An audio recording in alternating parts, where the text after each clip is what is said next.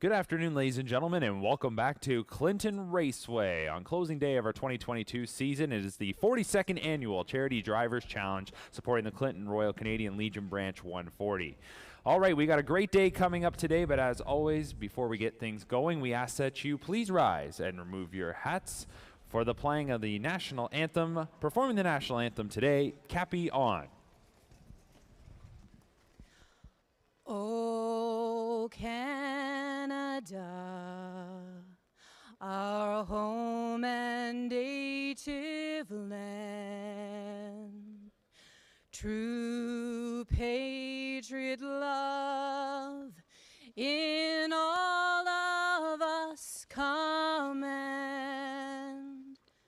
With glowing hearts we see thee rise, the true north, strong and free. From far and wide, O Canada, we stand on guard for thee. God keep our land glorious and free. O Canada, we stand on guard for thee. O Canada, we stand on guard for thee.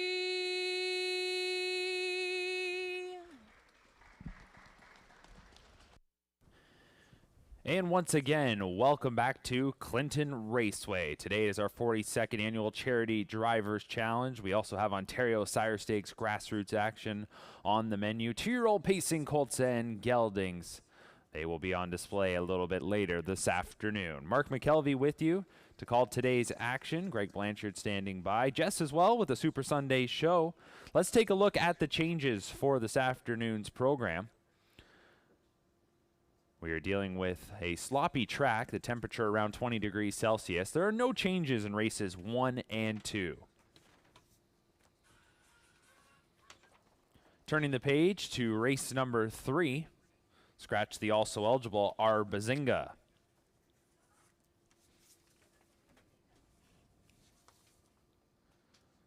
Next we go to race number 4. Scratch number 6, Brydown Royal Art Sick. Scratch number 6, Brydown Royal Art from race number 4. Races 5, 6, and 7 are clear. So next we'll take a look at race number 8 where we have a scratch. Scratch number 6, there's something going on. Scratch number 6, there's something going on from race number 8. Race 9 clear, race 10 clear, and race number 11, there are no changes. So those are the changes as we have them for this afternoon's program. An 11 race card, and once again, it is our 42nd annual Charities Drivers Challenge and supporting the Clinton Royal Canadian Legion Branch 140. If you turn to page number 3 of your program, you will be able to find a ballot that can be completed and submitted for the opportunity to win up to $500. Cash prizes available. All you have to do is select the driver that you think will win today's Charity Drivers Challenge. One name from each box will be picked, and when your driver wins points, it'll add to your bankroll. So fill out that ballot. It's just inside the front of your program, and make sure that you drop it off. Ballots must be submitted before race number 1.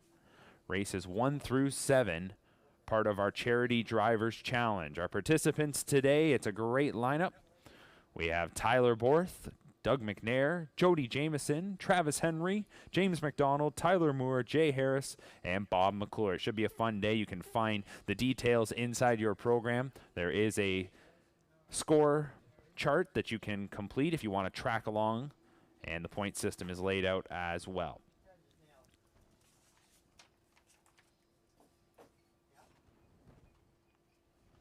Also today, we remind you that we have a silent auction on the go.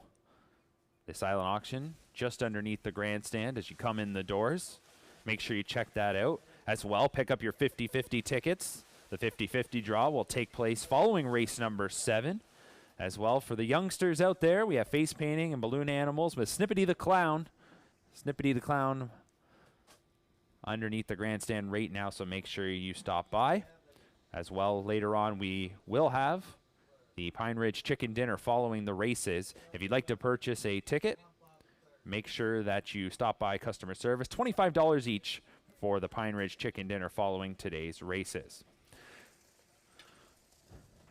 Right now on your monitors, you see Shannon Sugar Doyle's Pick 5 ticket. Here is a look at some of the highlights of today's wagering menu. Race number 1, we have a $2,000 guaranteed Pick 5. Mandatory payout today. All of these wagers must go, so in the case that a Pick 5 does not go 5 of 5, it still will be paid out here today. Race number 4 is our $2,000 guaranteed early Pick 4. And today we have a special all-stakes Pick 4 with a $2,000 guaranteed pool. That starts in race number 8, featuring the OSS Grassroots action. And race number 11, the final race on the card, will feature the Super High 5. Good luck with your wagers today. Enjoy this afternoon's action. Mother Nature might not be the friendliest today, but we can promise you we're going to have some great racing and a lot of fun. Standing by is Greg Blanchard. He is down in the winner's circle, and Greg has got the umbrella out, which means he should be dry, and he should be able to catch up with some of our participants here today. Greg, it's going to be a great afternoon. The 42nd Annual Charity Drivers Challenge. Yes, indeed, Mark. Not what we're typically used to at this time of year. The weather's really taken a turn on us. So, yeah, welcome to Canada, right? A lot of times we're here and complaining about the heat and the humidity. That's not the case today. It's cooled off. A lot of rain throughout the a tip of the hat to the track crew. They've got the track in pretty good shape, all things considered, here today. Getting a reprieve from the rain right now. And fingers crossed, the forecast doesn't look too bad. We could get lucky here, and hopefully it misses us throughout the rest of the day. But yeah, we're excited. It's going to be a great afternoon of racing. The competition races 1 through 7. And then we've got plenty of OSS grassroots action on the back end of the program to round things out on what is going to be a very entertaining closing day here of the 2022 season at Clinton Raceway. Just want to remind folks on track, if you want to take part in that contest today, to get your ballots in prior to race number 1. Very important. You have to get those ballots in prior to the first race today in order to take part in that competition where you get to choose your a 7-race charity challenge. So good luck to everybody. Sit back, enjoy the afternoon, and we'll be back with much more throughout the day.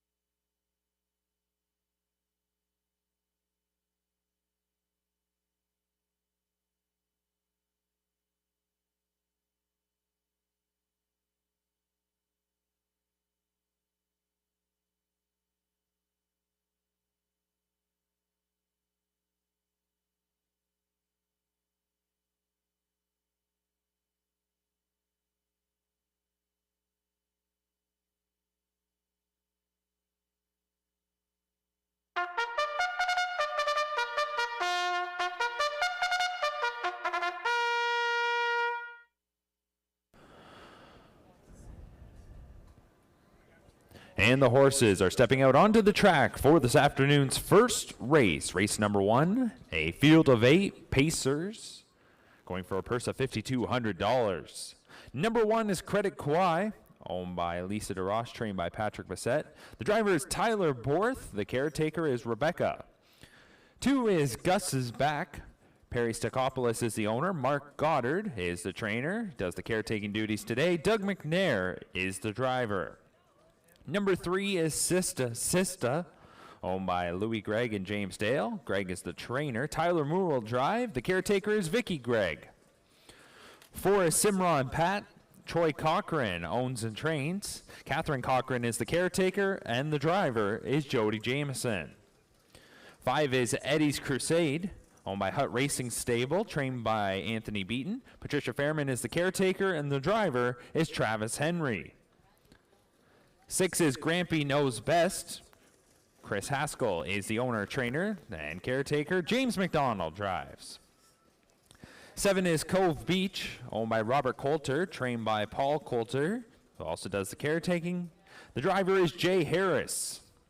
And to complete the field, number 8 is Pocket Monster, owned by Donald Scholdice, trained by Daryl Vleeming. Kevin Ty is the caretaker, and the driver is Bob McClure. And that's your field of 8 for race number 1. There are no changes. A field of 8 to kick off this 11-race program. And it's our first of 7 races in our Charity Drivers Challenge. You can find the scorecard inside your program. The point system, for those of you following along, the top 5 finishers will earn points. 50 points for a win, 25 for second, 12 for third, 8 for fourth, and 5 points if you finish 5th. Anybody finishing worse than 5th will not pick up any points. If a horse is scratched, that driver will receive an automatic 10 points for that race. All right, we're getting set to kick things off. And once again, we welcome you to the 42nd Annual Charity Drivers Challenge, supporting Clinton Royal Canadian Legion Branch 140. Today is also National Caretaker Appreciation Day, being celebrated across the country. And with that, we will do our best to recognize all the caretakers that help put on this great sport. They're the true unsung heroes, and we'll be recognizing them throughout the day. Greg Blanchard is standing by, and later today, he will be catching up with some of the winners. We do want to point out, though, due to the weather conditions, our post parades will be a lot shorter. Horses will post parade and pretty much then be summoned to the gate, so you can see they're already starting to gather on the backside. So we encourage you to wager early. Race number 1, kicking off our pick 5, we're up already over $2,500 in the pool. Still time to wager. Best of luck, and once again, welcome to Clinton Raceway.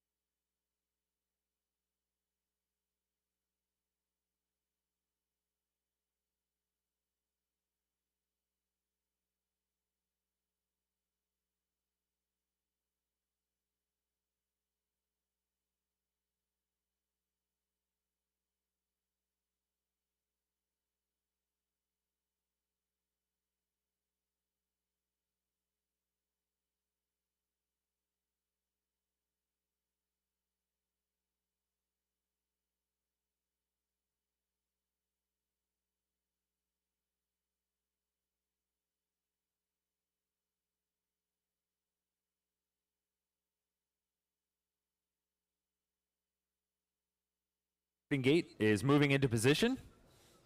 A field of 8. The Pacers have been summoned for race number 1. From the inside out, we have Credit Kwai, Gus is Back, Sista, Simran Pat, Eddie's Crusade, Grampy Knows Best, Cove Beach, and from the second tier, Pocket Monster. It's a field of 8 for race number 1. It is post time at Clinton Raceway.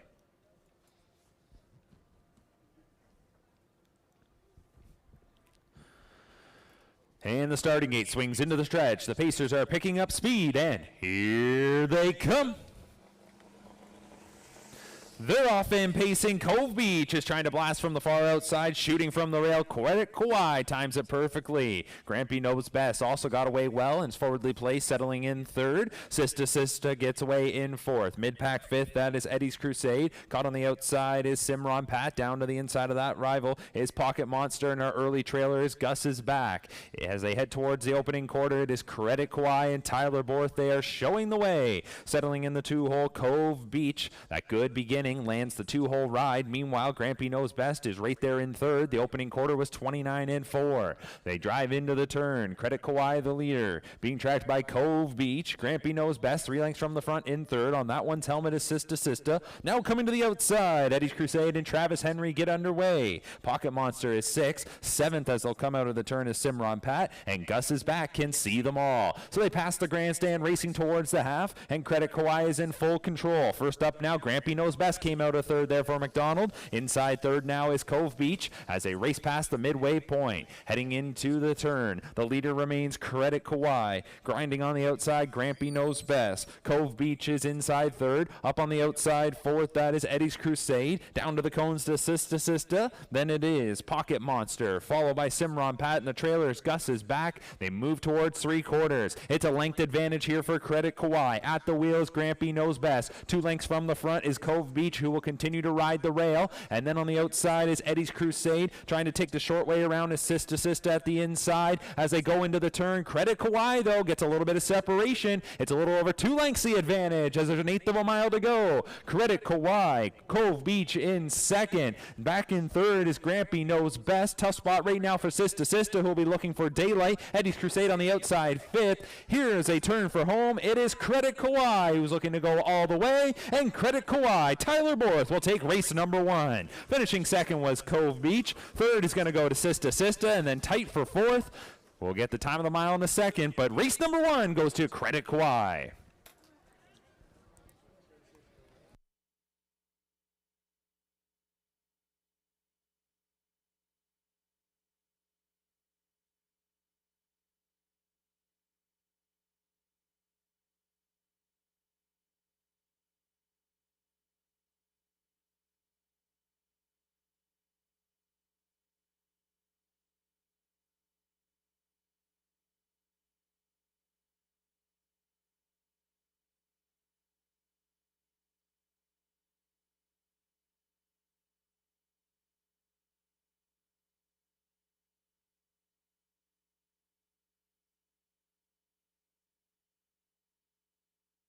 Time of the mile for race number 1 was 2:02 flat.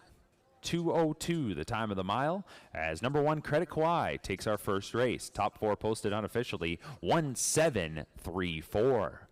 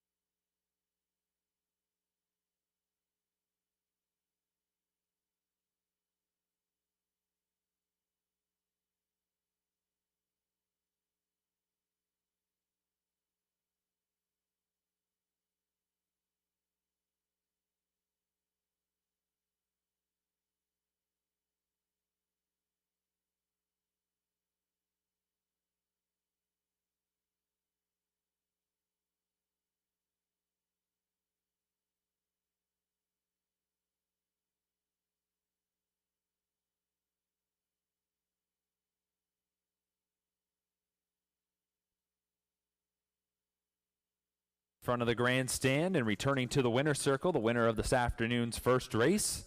This is number 1 Credit Kawhi, a 3-year-old daughter of Up the Credit, owned by Lisa DeRoche, trained by Patrick Bissett. Tyler Borth, the winning driver. That's the 4th win in 14 starts this season for Credit Kawhi. Time of the mile today was 2:02. With the victory, goes up over $16,000 in career earnings.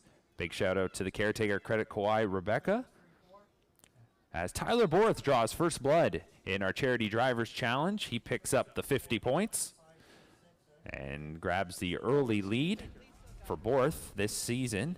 ranked third in our driver standings coming into this afternoon. That's his 15th win on the campaign right here at Clinton Raceway.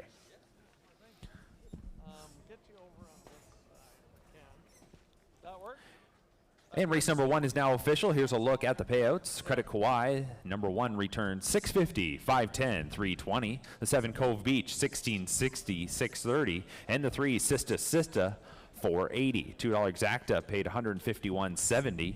$1 Trifecta paid $701.05.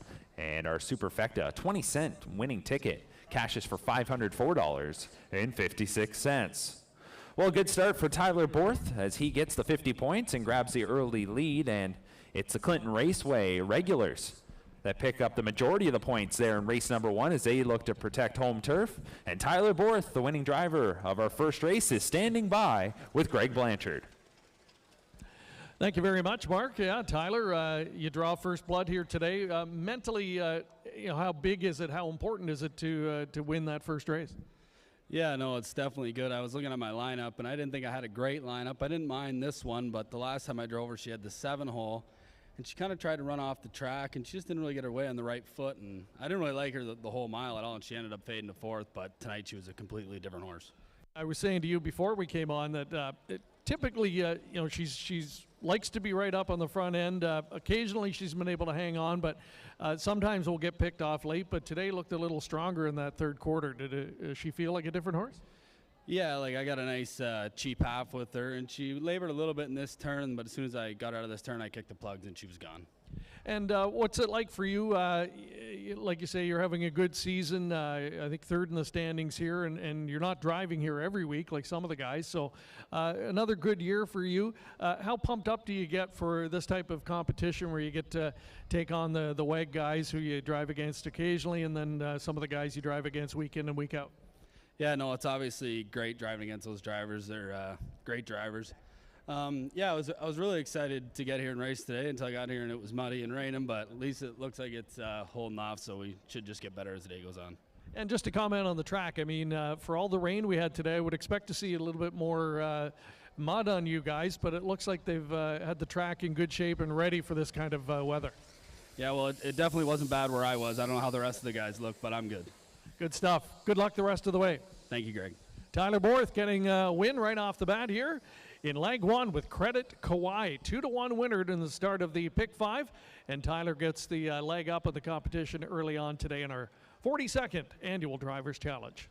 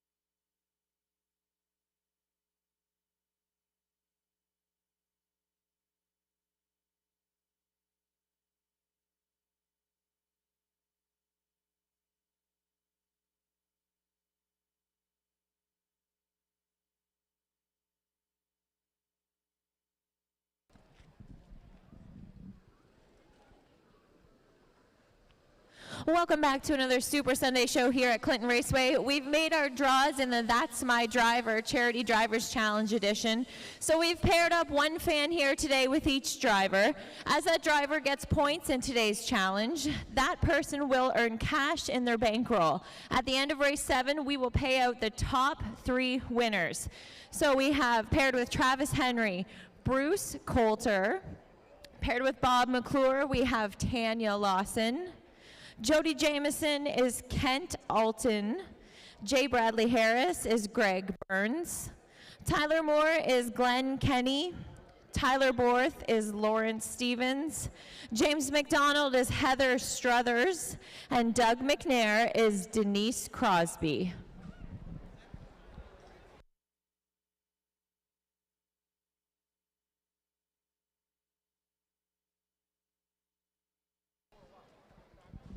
It's not too late to get into the Super Sunday Show. You can still take that ballot in your program and drop it in at the ballot drum at the program table under the grandstand. We will have more games and prizes on the Super Sunday Show today.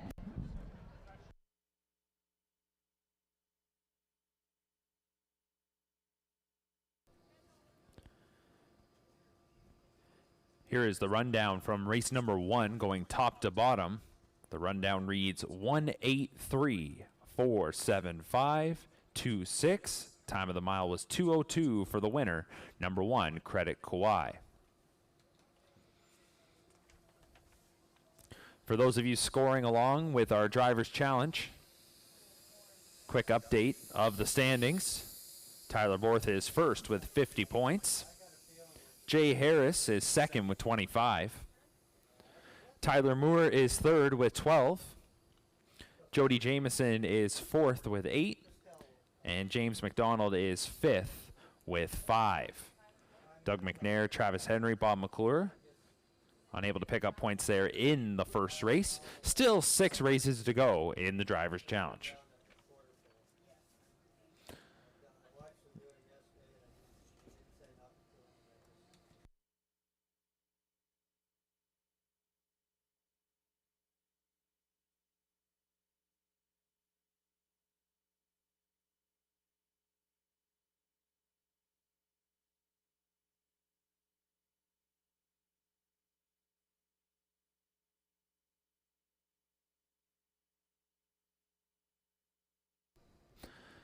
And don't forget, fans, with today's weather conditions, the post parades will be a little shorter here today. So the horses, once they post parade, will have a quick score down and then go right behind the starting gate. So do keep that in mind when it comes to getting your wagers in time. Horses for race number 2 will be stepping out onto the track in just a couple of moments.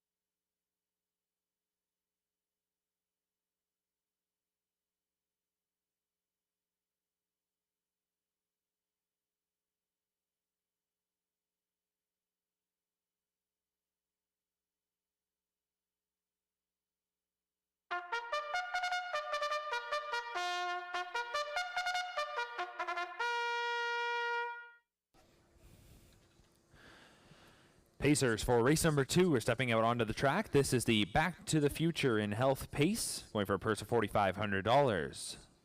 Leading the post parade is number 1, Crystal Dragon, owned and trained by Troy Cochran. Catherine Cochran is the caretaker. The driver is Doug McNair. Number 2 is Black Creek Rosebud. Mark McCormick is the owner, trainer, caretaker. The driver is Tyler Moore. 3 is Have a Connection. Michael Stamp and Janet LaRocombe are the owners. Michael Stamp, the trainer. Holly DeWay is the caretaker. The driver is Jody Jameson. Number 4, She's a Comedian, is owned by Michael Latar, Jean Allaire, and Brett Lester. Brett Lester is the trainer caretaker. The driver is Travis Henry. 5 is Another Star is Born, owned by Kevin Skilton, trained by Dwayne Spitzig. The driver is James McDonald. 6 in the field is Kiss It Better. Shelley Kerr is the owner caretaker. The trainer is Dennis Kerr, and the driver is Jay Harris. 7, Dixie Star is owned by Riley Simpson, trained by Jack Ray. Connor Wade is the caretaker. The driver is Bob McClure. And number 8 is Stonebridge Scout. Gladys McCarty is the owner. Robert Mawson, the trainer. The caretaker is Rick McCarty. And Tyler Borth does the driving. And that's your field of 8 for race number 2. There are no changes in our second race. We have Exacta Trifecta, Superfecta wagering all available. It's the Back to the Future in Health Pace, claiming Mare Pacers, going for a purse of $4,500. Once again, it'll be a short score down before the horses are called to the gate, so do get your wagers in early. We're getting set for our second race, the second of 7 as part of our Charity Drivers Challenge. And then following those 7 races, we will have OSS grassroots action for races 8 through 11, so a busy afternoon. Current even money favorite is number 2, Black Creek Rosebud. We've had the pleasure of watching this 6-year-old mare race here all season long. Hasn't missed many weeks, and you look at what she's been able to put up when it comes to numbers, and it's been very consistent performances. She gets a check each and every start. Looking for her 4th win of the season. Tyler Moore will do the driving. Moore was able to pick up some points in race number 1 as he finished 3rd and has 12 points. Our leader is Tyler Borth. We heard from Tyler following the first race. He talked a little bit about his lineup. Here he'll have to work some magic from the second tier as he's driving Stonebridge Scout at 50-1. And look for the others who were unable to get any points in that first race to be fairly aggressive trying to get on the scoreboard. Doug McNair, Travis Henry, and Bob McClure. As it's still early in the challenge, but all those points very crucial. Horses for race number 2 are going to be called to the gate very shortly, so do get your wagers in.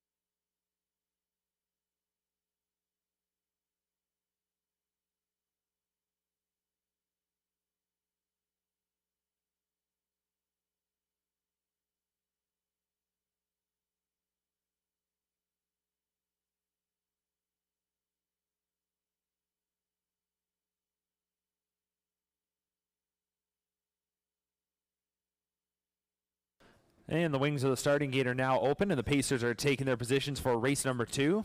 From the inside out, we have Crystal Dragon, Black Creek Rosebud, Have a Connection, She's a Comedian, Another Star is Born, Kiss It Better, Dixie Star, and from the second tier, Stonebridge Scout. It's a field of 8 for race number 2. It is post time.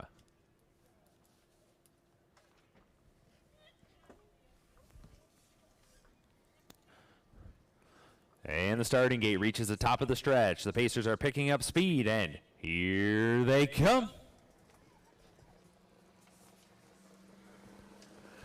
They're off and pacing. She's a Comedian, Have a Connection, come away quickly. Also Black Creek Rosebud and Crystal Dragon. So the inside four across as they drive into the turn. Kiss It Better gets away in fifth. Stonebridge Scout from the second tier lands sixth. Then it is Another Star is Born in the early trailers, Dixie Star. So it's an early scramble here as they're three deep as they move into the backside. Crystal Dragon cuts the corner, holds ground strongly, and McNair has the top spot here in the early going. Caught on the outside, Have a Connection is parked. Then it is Black Creek Rosebud who got away third. Fourth is She's a Comedian who got out of that early battle and will watch. Then we go to Kiss It Better mid-pack. Back to Stonebridge Scout, sixth. Seventh is Another Star is Born, and your trailers, Dixie Star. 29-3 was the opening quarter, and it's Crystal Dragon showing the way at 7-2. Crystal Dragon and Doug McNair up front by a length and a half. Have a Connection got a spot in second and is following the leader. Here to the outside, She's a Comedian is first up now. Inside fourth is Black Creek Rosebud. Then second over that is Kiss It Better. We go back to Stonebridge Scout, followed by Another Star is Born and Dixie Star, the trailer. They went by the half and they go into the third turn. The leader continues to be Crystal Dragon. It's Crystal Dragon by a length. First up and applying pressure. This is She's a Comedian, and she's not messing around. She's a Comedian on the outside, trying to get up on even terms with Crystal Dragon. Locked in third, that is Have a Connection. Second over remains Kiss It Better. Racing in fifth is Black Creek Rosebud. Sixth then is Stonebridge Scout. Getting to the outside, Another Star is Born, and three deep at the back of the pack is Dixie Star. They go by three quarters. The leader continues to be Crystal Dragon in a tough battle here with She's a Comedian. Have a Connection might be looking for some room. Three wide will be Kiss It Better as they're midway around the final turn. It's still Crystal Dragon by 3 parts of a length. She's a Comedian's going to have to try and find some more. Have a Connection will be screaming for daylight as they come into the lane, and widest of them all is Kiss It Better. Here's Kiss It Better on the outside. Crystal Dragon trying to dig in to hold on. Crystal Dragon coming on the outside. Kiss It Better. It's Crystal Dragon to win it. Finishing second was Kiss It Better. Have a Connection was third, and She's a Comedian fourth. Crystal Dragon and Doug McNair take race number 2.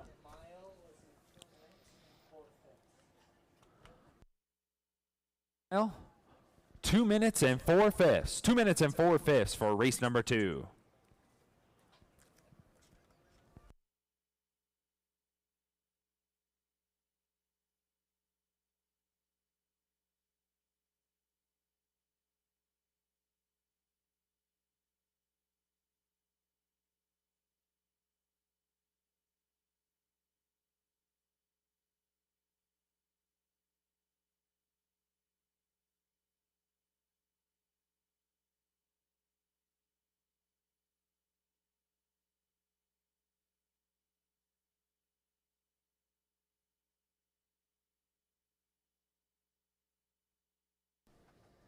Here are the fractions from race number 2. 29-3, a minute flat, 1:30-3, final time 2 minutes and 4 fifths.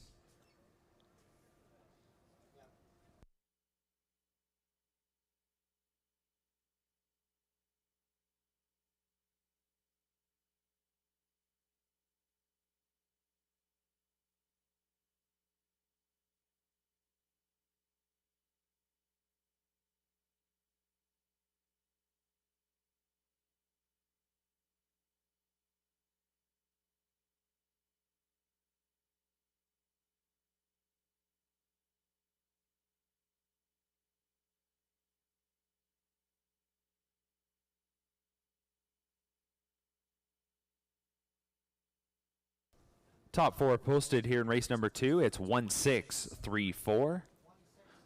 Coming back towards the winner's circle, the winner of our second race. This is number 1, Crystal Dragon. 6-year-old mare, a daughter of Custard the Dragon. She is owned by Troy Cochran, who also does the training. The caretaker is Catherine Cochran, and the winning driver is Doug McNair. That is the 4th win in 17 starts this season for Crystal Dragon, career win number 13. She is now a winner of right around $80,000 for her life as she goes over $12,000 in seasonal earnings. 7-2 was the price here on Crystal Dragon, who takes our second race. And as we mentioned, Doug McNair was one of those drivers that was going to be looking to get on the board in race number 2, and he did just that as he'll take the 50 points with that win.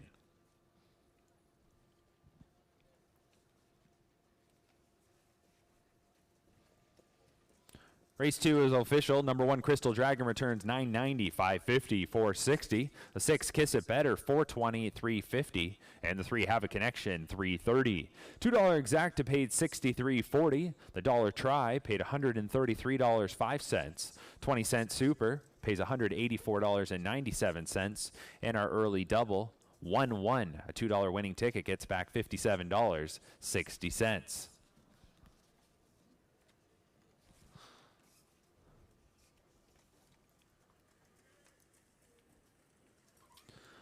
Well, a man that's very familiar with the Charity Drivers Challenge here at Clinton Raceway is Doug McNair. He's a 2-time champion trying to get that 3rd title here today.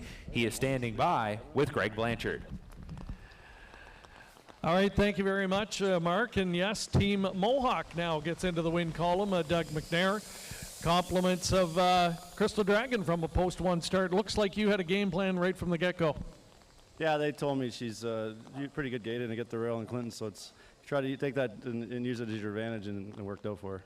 And, you know, there was a bit of tussling early on. Was there ever a point of maybe letting somebody go, or did you feel that was the only way to get to the winner's circle?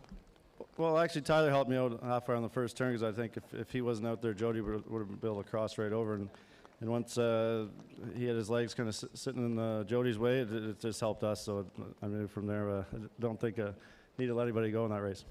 Now, you've had a good history in this event. I know it's something you get pumped up for. How badly do you like to come here and win this event year after year if you can?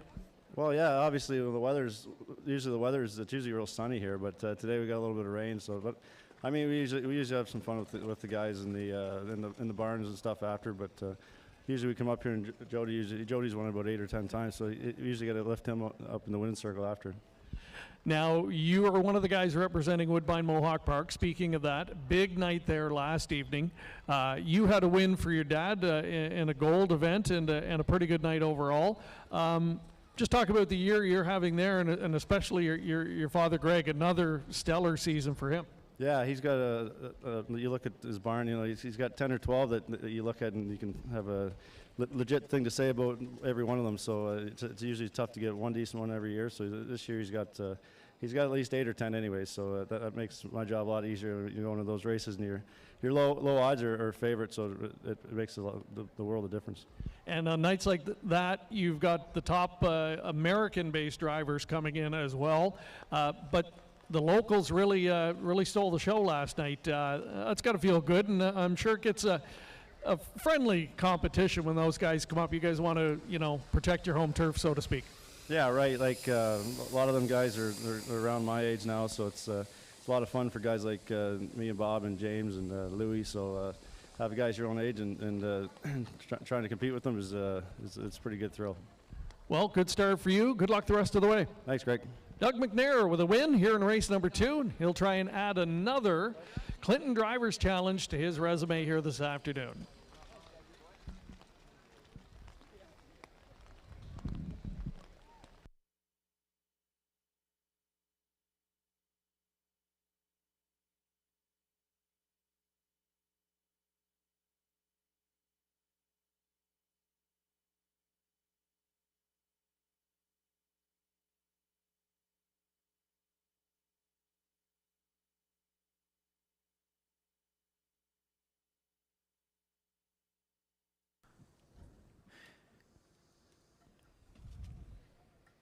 Here is an update on our Drivers Challenge standings with Doug McNair taking race number 2. He gets 50 points. So we're going to go top to bottom. If you follow along with your scoreboard inside the racing program from top to bottom, Tyler Borth, after 2 races, has 50 points. Doug McNair has 50 points. Jody Jamieson now has 20. Travis Henry has 8. James McDonald has 5. Tyler Moore, 17. Jay Harris, 50, and Bob McClure, 0. So we have a 3-way tie right now with Tyler Borth, Doug McNair, and Jay Harris all having 50 points for Borth and McNair. It was a single win that got them their 50 points, while Jay Harris has had a pair of runner-up finishes where he picked up 25 points each. So a 3-way tie right now for top spot. We'll continue to update the standings as the afternoon rolls along.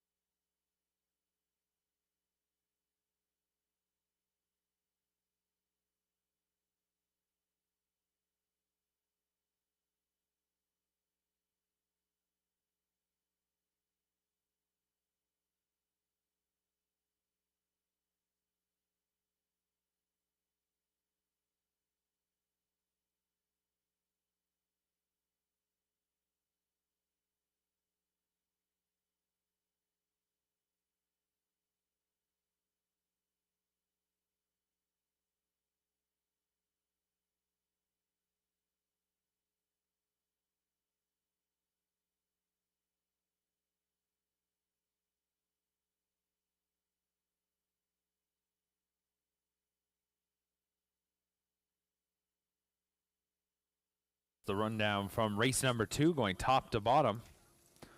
183.47.26.5 on the bottom. Time of the mile was 2 minutes and 4/5 for the winner, number 1, Crystal Dragon. Up next is race number 3. In the third race, there are no changes other than the scratch of the also eligible R. Bazinga. It'll be a field of 8 to go forward for this afternoon's third race.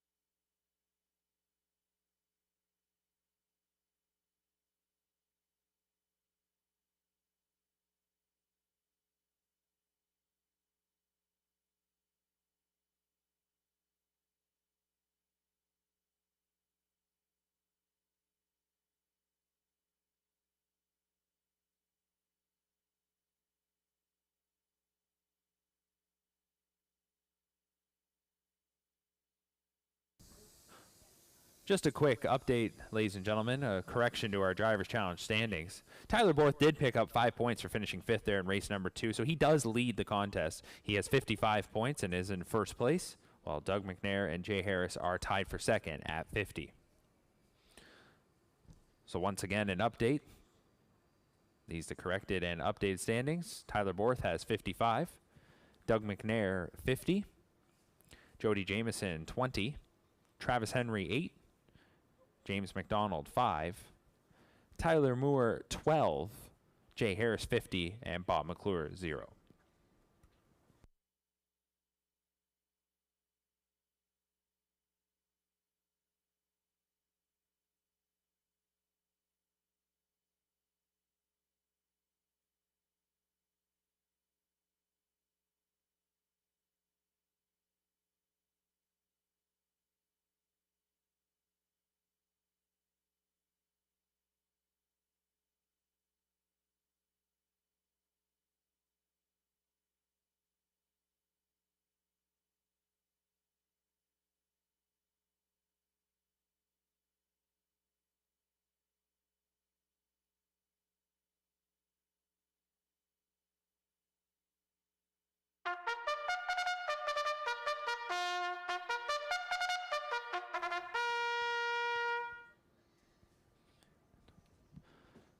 Pacers for race number 3 are stepping out onto the track. Race 3 sponsored by the Falconer Funeral Home. We go for a purse of $4,500. Number 1 is Lil Memories, owned by Greg Drew, trained by Gerald Weir. The caretaker is Kim Baker, the driver Tyler Moore. Number 2, Mr. X, is owned by Kyle Stretch, trained by Sean Hyatt. The caretaker is Sophia Antolini, the driver Jody Jamieson. 3 is Miramichi David. Daryl Vleeming is the owner, trainer, caretaker. Travis Henry is in the sulky. Number 4 is Taylor's Credit, owned by Dane Pearson and Richard Dundas. Dane Pearson is the trainer, caretaker. The driver is James McDonald. 5 is Mo Betta, owned, and the caretaker is Kerry Howard. Jeff Graham, the trainer. The driver is Jay Harris. 6, I Love What I Do, is owned by Chris Yake. John Yake is the trainer caretaker, the driver Bob McClure. 7 is Deadly Action, owned by Gordon Graham and Jeff Graham. Jeff Graham is the trainer. Chase Graham, the caretaker, the driver is Tyler Borth. And to complete the field from the second tier, number 8 is Cal Hanover. Michael Stamp and Janet Larcombe are the owners. Stamp trains, Larcombe is the caretaker, and the driver is Doug McNair. And that's your field of 8 for race number 3, sponsored by Falconer Funeral Home. We have Exacta, Trifecta, Superfecta, and Pick 3 wagering all available here. It's a field of 8 that will go forward. Don't forget, short post parades here today, so do get your wagers in early as the Pacers will go to the gate in just a couple of moments.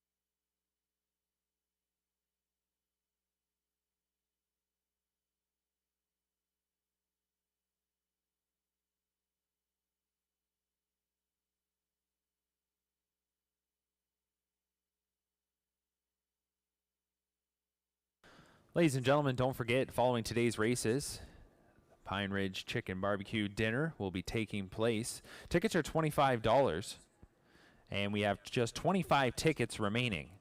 So if you would like to purchase a ticket for the chicken dinner following today's races, head to the customer service desk now. Just 25 tickets do remain. Tickets are $25 each.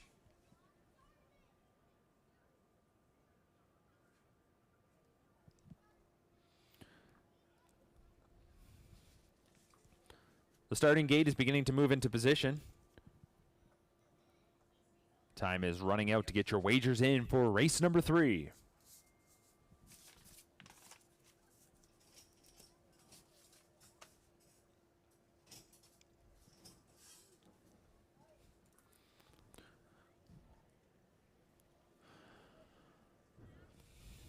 And the wings of the starting gate are now open. A field of 8. Pacers taking their positions. From the inside out, we have Lil Memories, Mr. X, Miramichi David, Taylor's Credit, Mo Better, I Love What I Do, Deadly Action, and from the second tier, Cal Hanover. It's a field of 8 for this afternoon's third race. It is post time.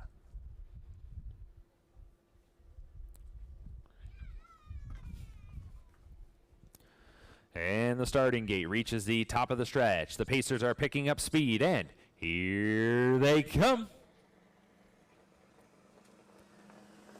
They're off and pacing. Deadly Action is trying to blast from the outside. Getting away well was Mr. X. Also a good beginning through the center for Miramichi David. Getting away in fourth is Mo Better. On that one's back is Taylor's Credit. From the rail, Lil Memories got away in 6th. 7th is Cal Hanover in your early trailers. I Love What I Do. They move into the backstretch, and up front, it is Mr. X who leads it by a pair of lengths. Deadly Action, after trying to time it well at the beginning, landed in 2nd ahead of Miramichi David in 3rd, then racing in 4th, that is Mo Better. The opening quarter pops up in 29-1, and they move into the turn. It's the 11-year-old gelding, Mr. X. He is leading the way. Deadly Action in 2nd, and we get some movement now. Moving on the outside is Mo Better first up for Jay Harris. On cover, that is Taylor's Credit. Then we go down to the inside to Miramichi David. Following that one at the cones is Cal Hanover. Outside is Low Memories in the trailers. I Love What I Do. So Mr. X is confronted at the half, as here is Mo Better on the outside. Harris chasing that one, trying to get around the early leader. The half came up in 59-3. Mo Better looking to clear Mr. X, and right there as well as Taylor's Credit. They get a little bit of separation on the rest of them. Deadly Action at the inside 4th. Up on the outside, Lil Memories is 5th. Miramichi David also getting to the outside was Cal Hanover the trailer. I Love What I Do. So getting to the front was Mo Better, but now Mo Better's got to deal with Taylor Taylor's Credit, and they're on even terms as it went by 3/4 in 1:29. Taylor's Credit looking to overtake Mo Better. At the inside, it's Mo Better now giving way, as on the outside, Taylor's Credit takes the lead. They've got about 6 or 7 on the rest of them. Mr. X at the inside is third. Miramichi David on the outside moving up into that spot. 3 wide is Cal Hanover, but as they swing for home, Taylor's Credit's got the lead. It's 2, it's 3. This one is going to go to Taylor's Credit and James McDonald. Finishing second was Mo Better. Then third was Miramichi David. Fourth was I Love What I Do. And fifth was Cal Hanover. 158 and 2.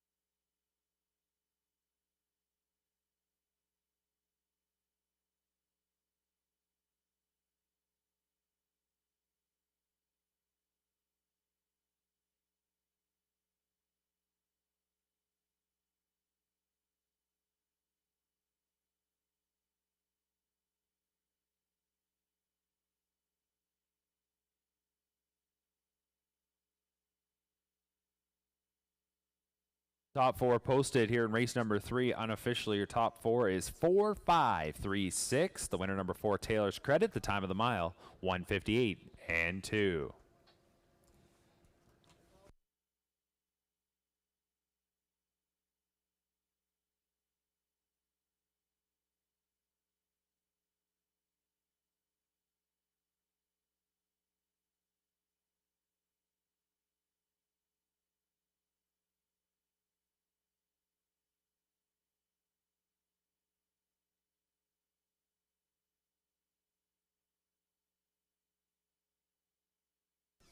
Now returning towards the winner's circle, the winner of this afternoon's third race. This is number 4, Taylor's Credit. 5-year-old gelded son of Up the Credit, owned by Dane Pearson and Richard Dundas. Pearson is the trainer and caretaker. The winning driver, James McDonald. That's the 4th win in 29 starts this season for Taylor's Credit. Career win number 6.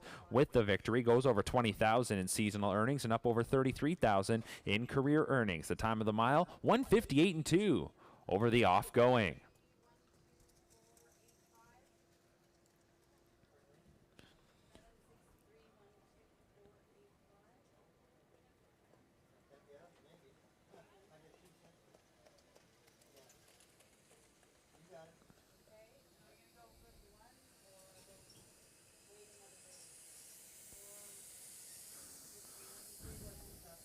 And race number 3 is now official. Number 4, Taylor's Credit returns 550, 360, 260. The 5, Mo Better, 340, 230. And the 3, Miramichi David, 430. $2 Exacta paid $15.20.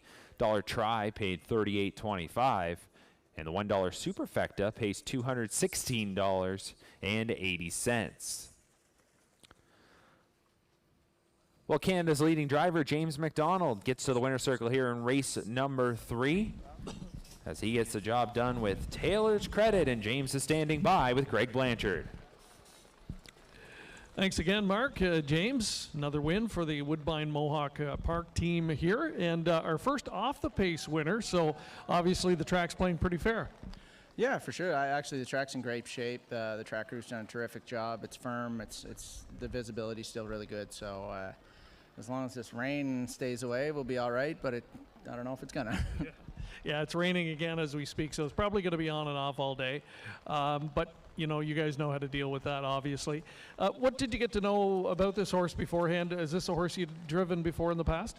No, I've never sat behind this guy, but all I really looked at was his last line. He had the outside, went to the back, and it looked like he really made up a lot of ground in the back half. So that kind of gave me a good feeling that maybe he was sitting on a good mile, and if I could get him in the flow, it looked like a race with a lot of early speed. So I didn't need to try and start him up early, and landed in a good spot, and the rest is history. Another busy weekend for you. We heard from Doug earlier. You were quite busy, and you had a great night last night at Mohawk Park. Twinbee Archie, a winner for you, so much more, of course. Adair Castle was a good runner-up in her event, but Tattoo Artist, in finishing in the runner-up spot, as odd as it sounds, might have gone the best race of his career. How much of a thrill was it to actually be gaining a little bit on Bulldog Hanover, one of the few horses to be able to do so recently? Yeah, it's always a pleasure to race those kind of horses and see that kind of horse like Bulldog Hanover on the track. It's a real honor. And then to be following him when he's setting, starting to set sail in the last turn. And, Tattoo Artist is one of the fastest horses I've sat behind. And just to be all out, just to keep up, and just sitting chilly on Bulldog. It's a lot of fun to race those kind of horses. I'd love to beat him, but definitely a 47 home in 25 is no slight against Tattoo Artist. Yeah, for sure. And I know you like getting back to days like today, to the grassroots tracks, like right here at Clinton. Speaking of that, you got back home to Charlottetown a couple of weeks ago. You got to race in the trials. You did the work, I guess, or set the stage for brother Anthony to fulfill a dream. How much fun was it? I'm sure you wanted to be in it and you want to win the race yourself, but to be cheering him on in that final. It was really special. We were all in the driver's room. I told, I think you, Greg, the year prior was one of the probably most homesick days of my life when I hadn't got home in a long time. Watching the Gold Cup, I was pretty miserable, and then this year getting, knowing Anthony had a big shot, and there was a big cheering section at Mohawk, none bigger than myself, and I was really proud of him and really excited to see just the raw joy, and I knew it would mean a lot to him, and I'm happy he was able to get it done. All right, so Anthony and Mark have both won it. Now it'll be your turn next sometime in the next few years. Good luck the rest of the way today. Thank you very much. James McDonald getting it done in leg number 3. 4 more to go in our 42nd annual Drivers' Challenge. All right.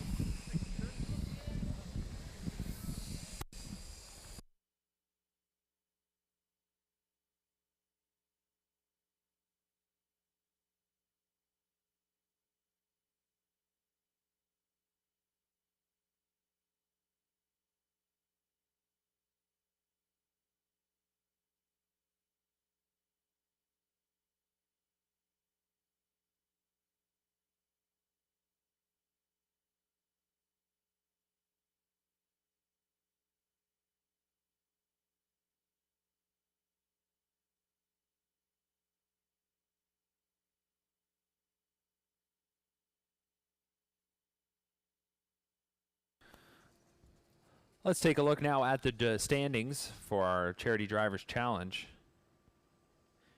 In that third leg, James McDonald with the win picked up 50 points. Jay Harris was second once again. He got 25 more points. Travis Henry was third. He gets 12 points. Bob McClure was fourth, picking up 8 points. And Doug McNair was fifth to pick up 5. So updating the leaderboard, Jay Harris has finished second in all 3 legs. That gives him 75 points, and he is in first. Tyler Borth has 55, Doug McNair 55, and James McDonald 55.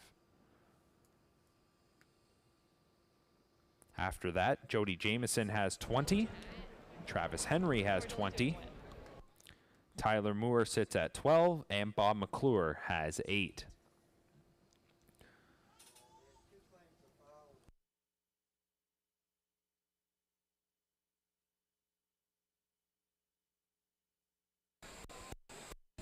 We're back here on the Super Sunday Show, and we're going to play a game we like to call Exacta Factor. We're up here in the grandstand. You can see me in the yellow jacket. I'm going to call it a winning combination, and the first 10 people who are 18 years of age or older with that combination will get themselves a free T-shirt and a $5 betting voucher. So the first 10 people who have on a watch and glasses. A watch. You got to come here, though. I'm not coming to you.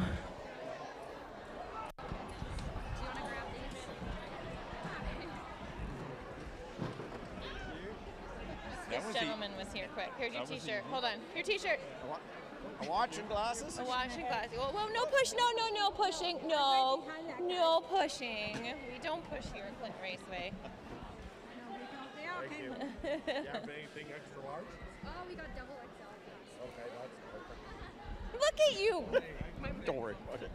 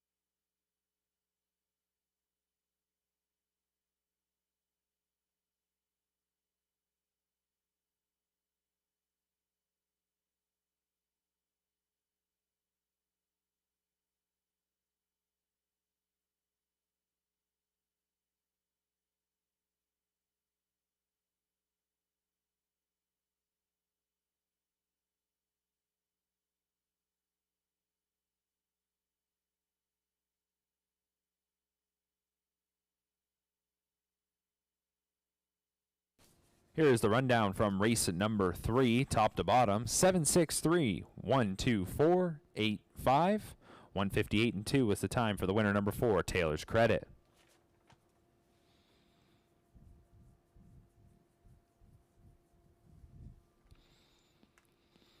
Race number 4 is coming up next as we move to the 4th leg of our pick 5, and you can see right there just $14 remains in live money in our pick 5. Do note it is a mandatory payout today. It has to go. So if we do not have a 5 of 5 winning ticket, 4 of 5 would take home the prize. There would be no carryovers today.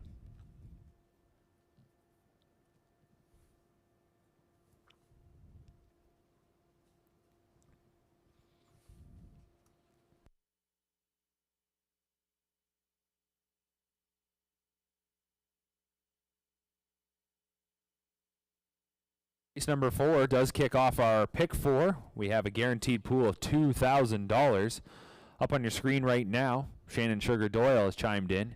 Here's a look at how he's going to be playing this early pick 4, and he's going to kick things off with a key as he keys number 3, Cruisin' Romeo, in this upcoming 4th race.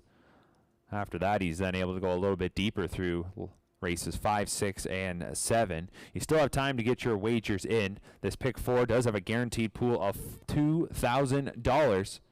So do not hesitate. Get on in on this early pick 4.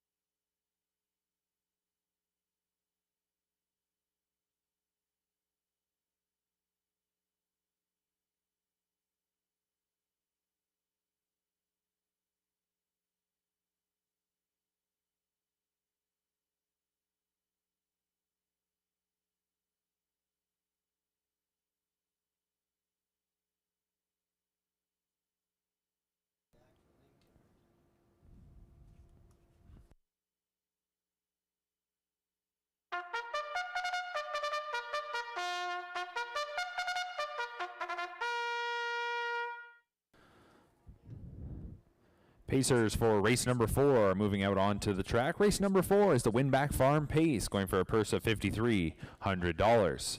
Number 1 is Poplar Luke, owned, trained, and the caretaker, Brad Van Stone. Travis Henry drives. 2 is Quinn's Frisky Whiskey. Bud and Lindsay Sinclair are the owners. Lindsay Sinclair the caretaker. Bud is the trainer. James McDonald drives. 3, Cruisin' Romeo. Grant Lairbass is the owner. Patrick Denome is the trainer caretaker. Jay Harris drives. 4, Just Call Me Pete. Randy Henry owns and trains. Holly DeWay is the caretaker. The driver is Bob McClure. 5 is Hello Mr. P. Jamaxpo Racing Stable owns. Mark Winnicott trains. Angie Corby is the caretaker. Tyler Borth is in the bike. 6 is Scratched. 7 is Corona on the Beach. Catherine and Darcy McClure share ownership. Catherine is the caretaker. Darcy is the trainer. And Tyler Moore is between the wheels. And to complete the field from the second tier, number 8 is Musical Box, owned by Blue Show Investments, trained by Jordan Sumner. The caretaker is John Johnson. Jody Jameson does the driving of number 8, Musical Box, and that rounds out our field for race number 4. Note the scratch of number 6, Brydown Royal Art, sick. Leaves us with a field of 7. The 8 Musical Box still races from the second tier. We have Exacta, Trifecta, Superfecta, and Pick 4 wagering all available. The Pick 4 here, this early Pick 4, it's guaranteed at $2,000. Still time to get your wagers in. You'll have to hurry, though. Pacers will be called to the gate in just a couple of moments.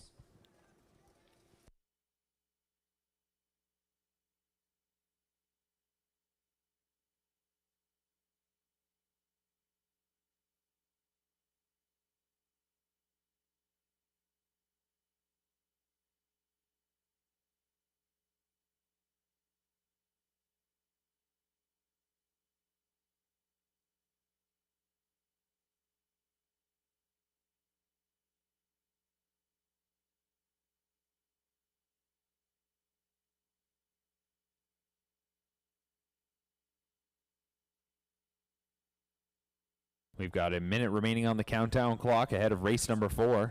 Still time to get your wagers in. Pick 4 pool is climbing. Good luck if you're going to take a crack at this early Pick 4 sequence. 7-5 favorite here is number 3, Cruisin' Romeo. Jay Harris is off to a fantastic start here today. He's yet to visit the winner's circle, yet he's had 3 runner-up finishes, and that's good enough to have him first in our Drivers' Challenge standings. Cruisin' Romeo, coming in from Hiawatha Horse Park, had a lengthy win streak going back in July. 5 for 10 on the year, 7 top 2 finishes from those 10 starts. 2-1 favorite at the moment with the outside pair, Just Call Me Pete and Hello Mr. P. They're just to the outside of our current favorite. They're both 5-2. Updating once again the Drivers' Challenge standings as we go into our 4th leg, this being the halfway point of the 7-leg challenge. Jay Harris is the leader at 75 points. And then we have Tyler Borth, Doug McNair, and James McDonald all at 55. Jody Jameson and Travis Henry have 20 each. Tyler Moore has 12, and Bob McClure has 8. Starting gate now beginning to move into position. This is your last call to get your wagers in. Last call for race number 4. Last chance to get in on the $2,000 guaranteed early Pick 4.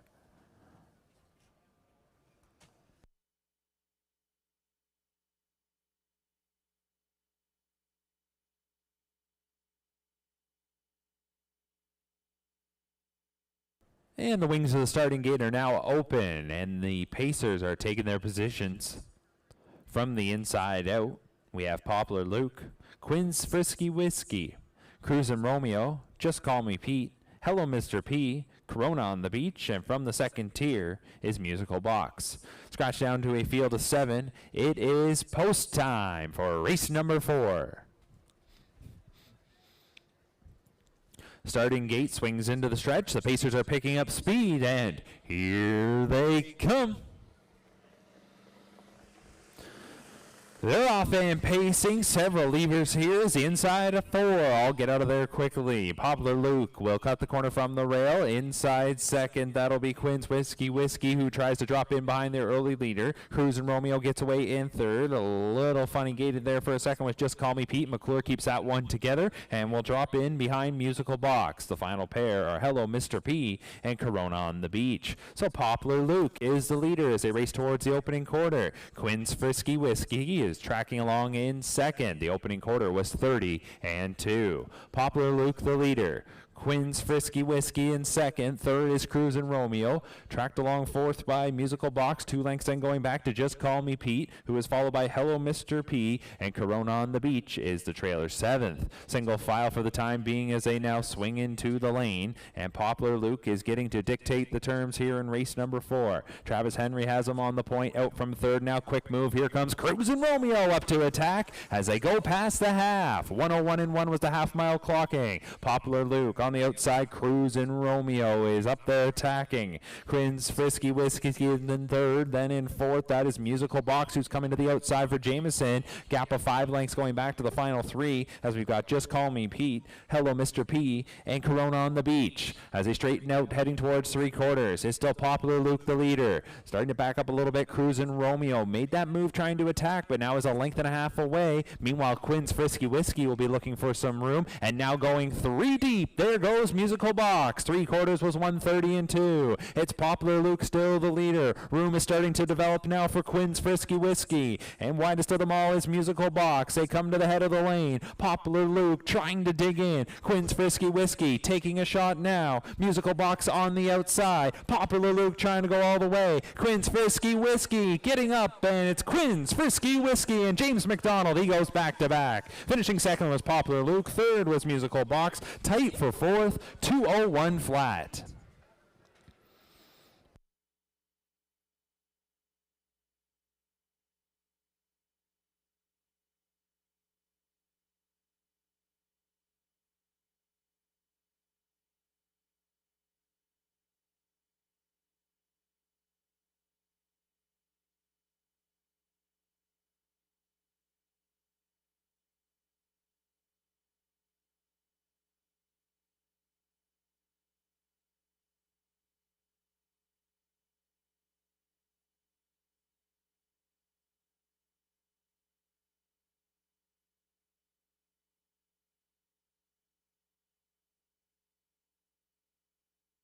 Posted here in race number 4. Your unofficial top 4, 2:1.85. The winner number 2, Quinn's Frisky Whiskey. Time of the mile was 2:01 flat.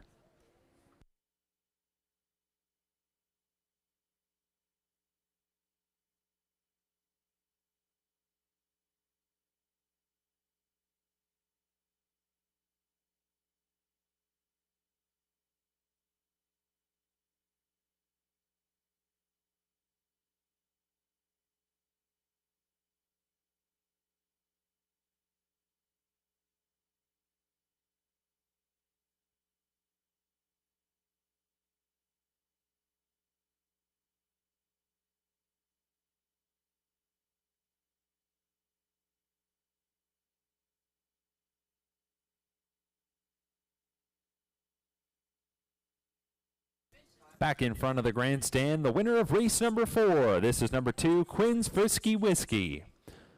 A 5-year-old gelded son of Shadow Play, owned by Bud and Lindsay Sinclair.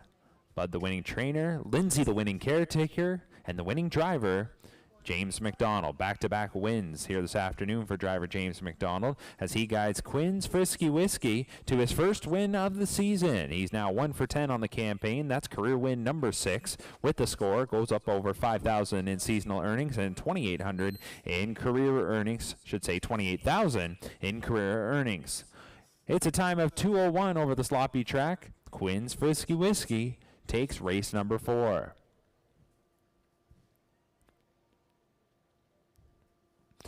Race number 4 is now official. Number 2, Quinn's Frisky Whiskey returns 1190, 740, 420. The 1, Poplar Luke, 650, 380. And the 8, Musical Box, 490. $2 Exacta paid $54 even. Dollar Try paid $348.55, and the 20-cent Super paid $309.03. Time of the mile once again was 2:01. Coming up next is race number 5. It is the anchor leg of our Pick 5 wager.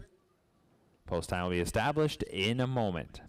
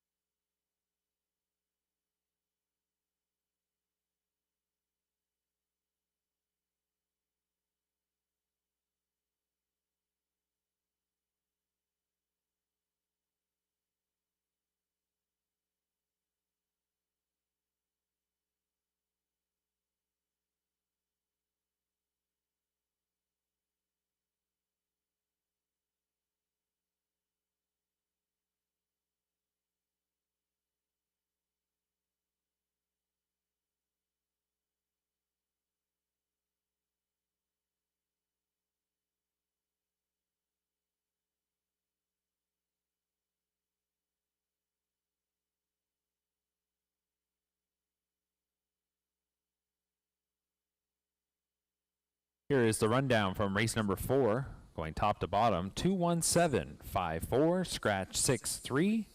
Time of the mile was 2:01 for the winner number 2, Quinn's Frisky Whiskey.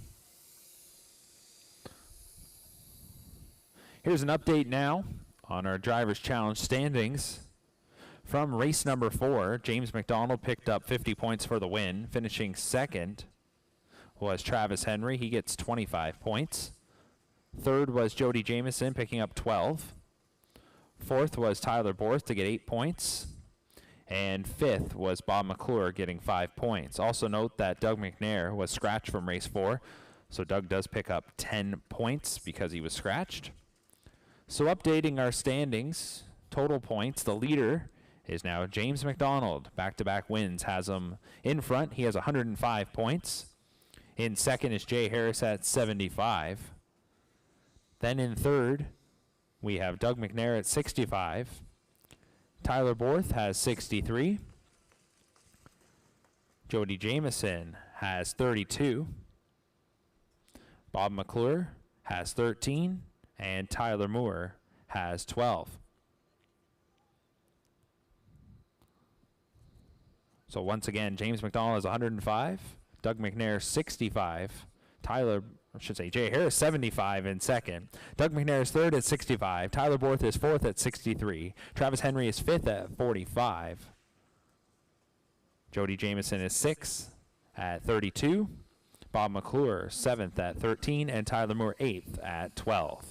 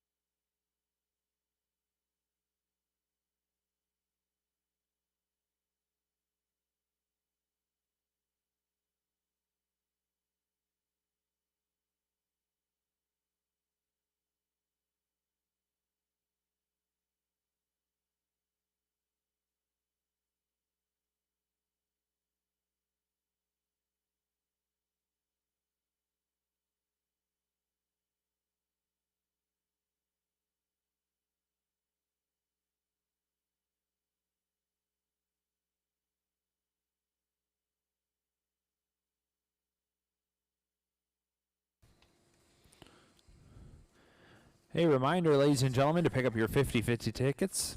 The 50-50 tickets will be on sale for just a little bit longer. The draw will take place after race number 7. We will announce the winning ticket at that point.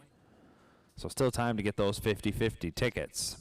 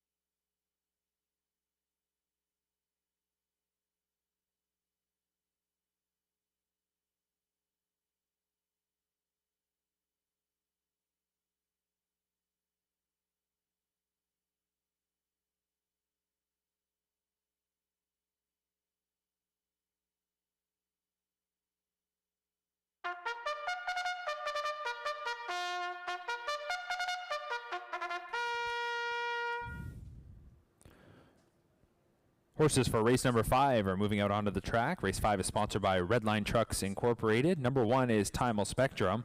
Don Beatson, Ken Beatson, and Cole England share ownership. Don Beatson, the trainer. Cole England, the caretaker. The driver is Jody Jameson.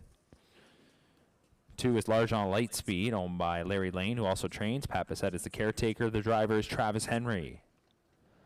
3 is Hidden Article. Kevin Skilton is the owner. Dwayne Spitzig trains. The driver is James McDonald. 4 is Extra Cheese. Doug Dunbar, Brad Dunbar, and Jason Libby share ownership. Jason Libby, the trainer. Tyler Libby, the caretaker. Jay Harris is at the controls. 5 is Callistical. Ross Family Farms owns. Vicky Gregg is the trainer caretaker. Bob McClure drives. 6 is Astro Carnation. John Bell is the owner. Sean Hyatt, the trainer. Sophia Antolini is the caretaker. The driver is Tyler Borth. 7, One Crazy Guy. Bob McIntosh Stables. Al McIntosh Holdings own. Bob McIntosh trains. Mike Kiesling is the caretaker. Doug McNair in the sulky. And 8, It Takes Two. Kim McNiven and Don Douglas are the owners. Scott McNiven trains. Kim McNiven is the caretaker, and the driver is Tyler Moore. And that is your field of 8 for race number 5, sponsored by Redline Trucks, Inc. A purse of $5,000 on the line here. Exacta Trifecta Superfecta wagering all available. Pacers for the 5th will go to the gate in a few minutes.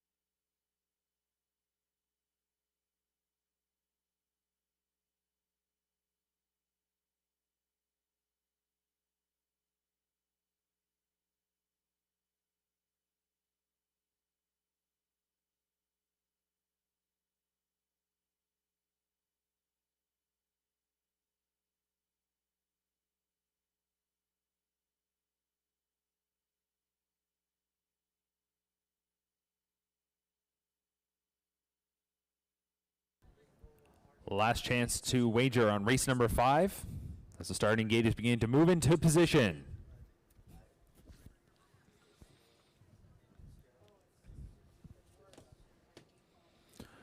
Race number 5. We're getting set to rock now as the gate is in position and the wings are open. From the inside out, we have Timal Spectrum, Largent Lightspeed, Hidden Article, Extra Cheese, Callistical, Astro Carnation, One Crazy Guy, and from the second tier, It Takes Two.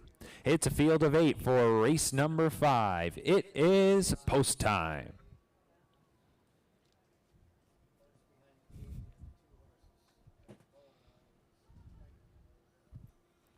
Starting gate to the top of the stretch. The Pacers are picking up speed, and here they come.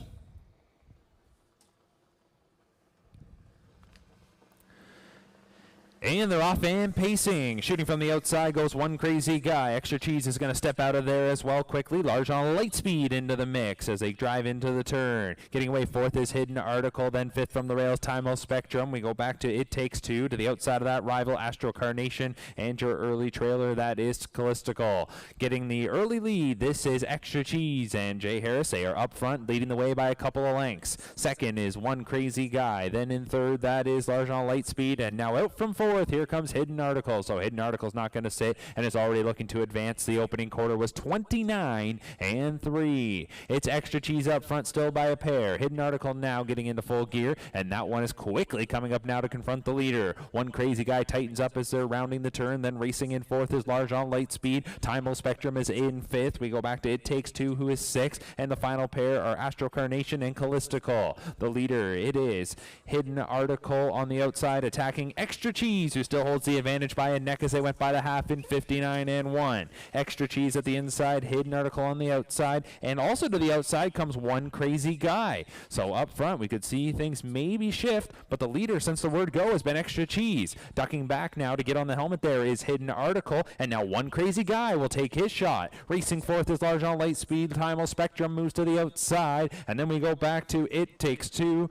Astro Carnation, and Callistical. The leader, right to three quarters, has been Extra Cheese, and they're past the third station in 129-4. Extra Cheese, One Crazy Guy on the outside. Hidden Article is covered up there, racing third. Time-O Spectrum on the outside now is only a couple lengths from the front in fourth as they're midway around the final turn. Extra Cheese is looking to go all the way. Looks like that one might have put away One Crazy Guy. Hidden Article on the outside, Time-O Spectrum. They swing for home. Extra Cheese still with the lead. On the outside, Time-O Spectrum. Extra Cheese, Time-O Spectrum with one final push. Extra Cheese goes all the way for Jay Harris. Time-O Spectrum was second. Third appeared to be Hidden Article from One Crazy Guy. And finishing in fifth was It Takes Two, 202-1.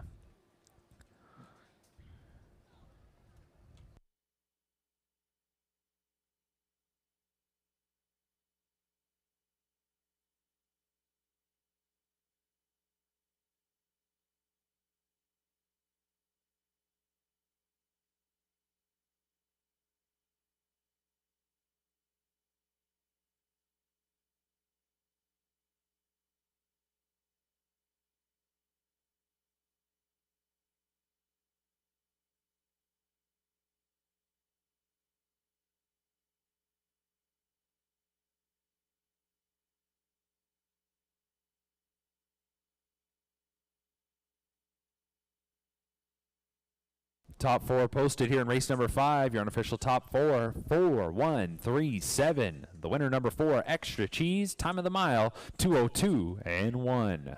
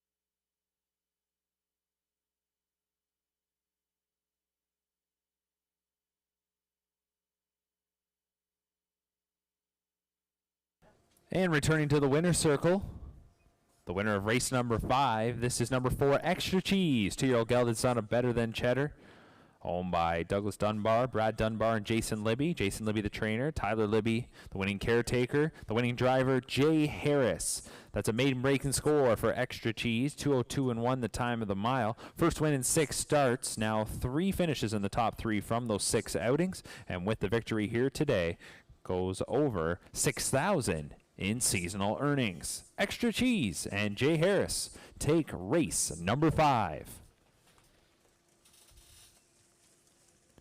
Race 5 is official. Number 4, Extra Cheese, pays $5.60, $2.90, $2.40. The 1 Timal Spectrum, $3, $2.70. And the 3 Hidden Article, $3.10. $2 Exacta paid $19.30. $1 Try paid $21.25. $1 Superfecta, $68.40. The pick 3 concluded here on race 5, a $1 winning ticket gets back $77.60. And our pick 5 here today goes 5 of 5. 20-cent winning ticket gets back $431.98. Well, we don't want to keep them waiting in the rain too long. Greg Blanchard standing by with winning driver Jay Harris. All right, thanks again, Mark. Thank you to Jay Harris for sticking around with us here. And thank goodness for my OLG umbrella as well, really coming in handy today. Jay, a good day for you. You kind of had seconditis, which isn't bad. It's kept you really in the hunt, but how nice is it to get a win? I had to work hard for it all day, so I'm glad to get one in anyways. This is a colt you've driven a couple of times before today. What did you know about him coming in, and did he perform or exceed expectations to what you thought he would? Yeah, this is coming in off a trainer change, so I was excited about that to see how he'd be. He's very green, so when I got front, like, he was grabby and then he'd relax and let go of me completely. He waited on the horses on the front, so he's just got to learn, but he's going to be all right, and I kind of had an idea he'd be like that.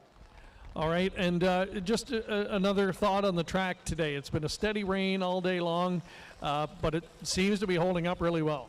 Yeah, I mean, about 2 feet off the rail, it's deep, but if you come out a little further, it's okay. And finally, just on a personal note, how much fun is it for you to be in a competition like this, and what would it mean to you to win it? It's a great group of guys. I'm friends with all these guys, so it's quite fun to be out here with them, and it'd be a thrill to win it. Well, good stuff. Continued good luck. You've got a nice lineup in the last 2 races, too. They both look like they've got a shot. Yeah, I think they'll both be good. All right, good to hear. And in behind us, you can't quite see it here on the shop, but still a huge crowd. They're all in, getting some shelter right now. Don't blame them, but a tip of the hat to the audience here on track today as well for braving the elements on closing day, and 2 races left to go in our 42nd annual Drivers Challenge.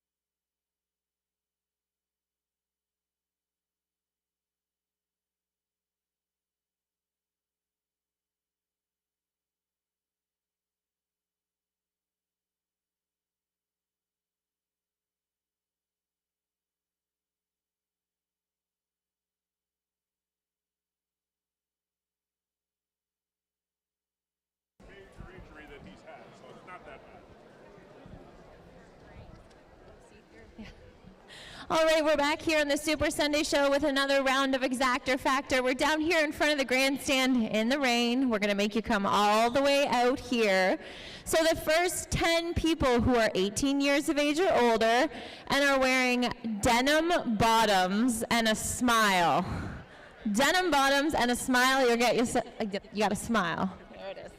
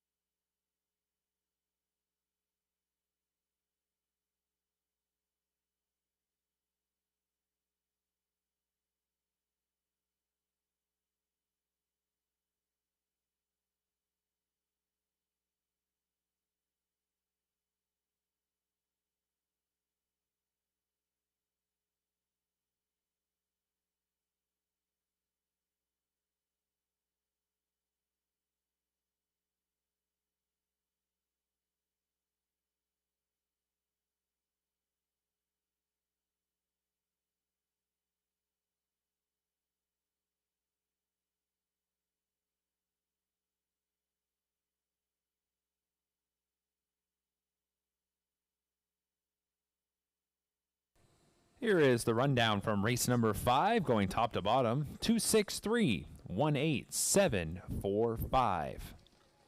The winner was number 4, Extra Cheese.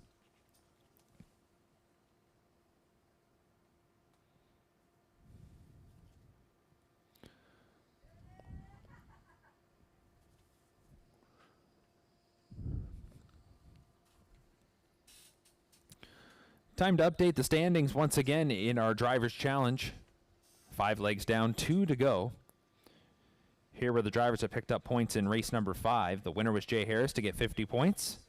Second was Jody Jamieson picking up 25 points. Third was James McDonald to pick up 12. Fourth was Doug McNair picking up 8 points. And fifth was Tyler Moore. He picks up 5 points. Here are the standings, total points. Leading the way, new leader, Jay Harris with 125 points. Second is James McDonald at 117. Third is Doug McNair at 73. Fourth is Tyler Borth at 63.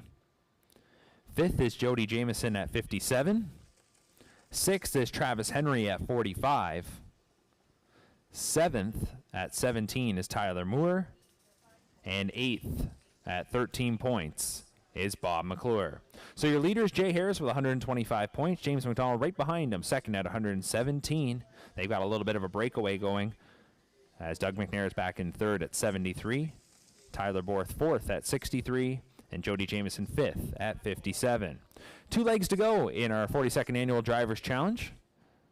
We're coming to the halfway point of today's program. Don't forget OSS grassroots action coming up a little bit later on here today.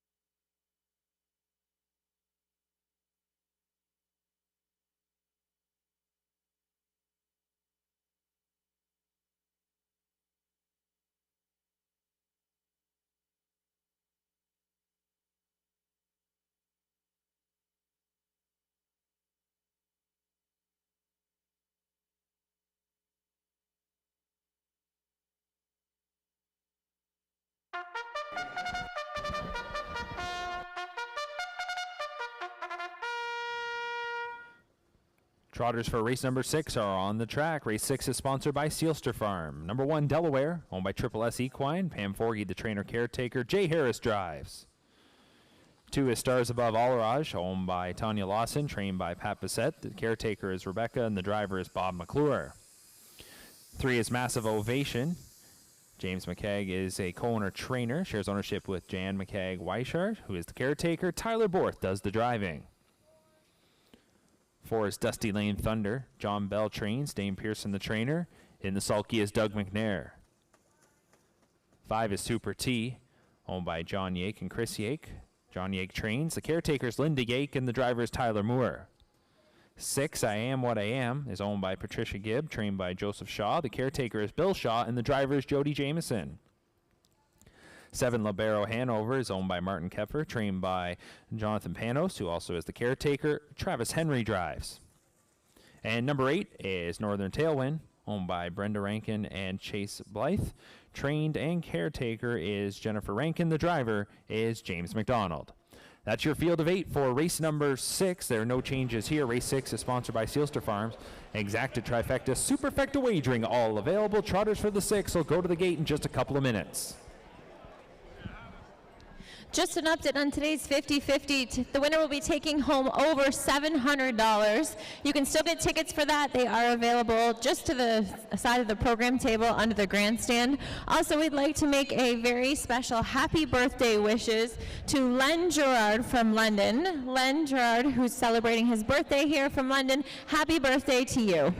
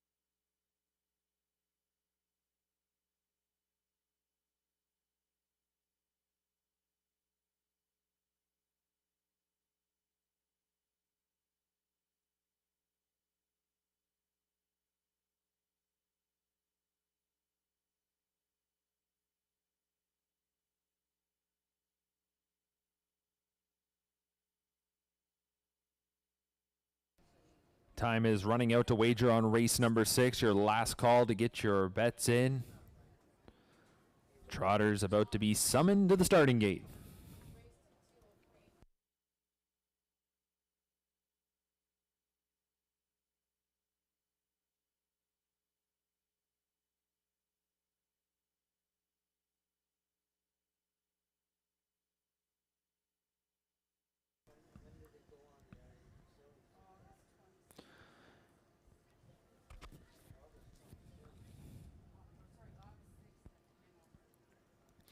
And the starting gate has moved into position. Wings are now open.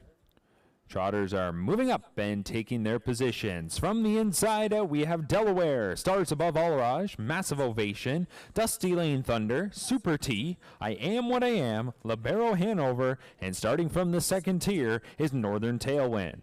It's a field of 8 for race number 6. It is post time.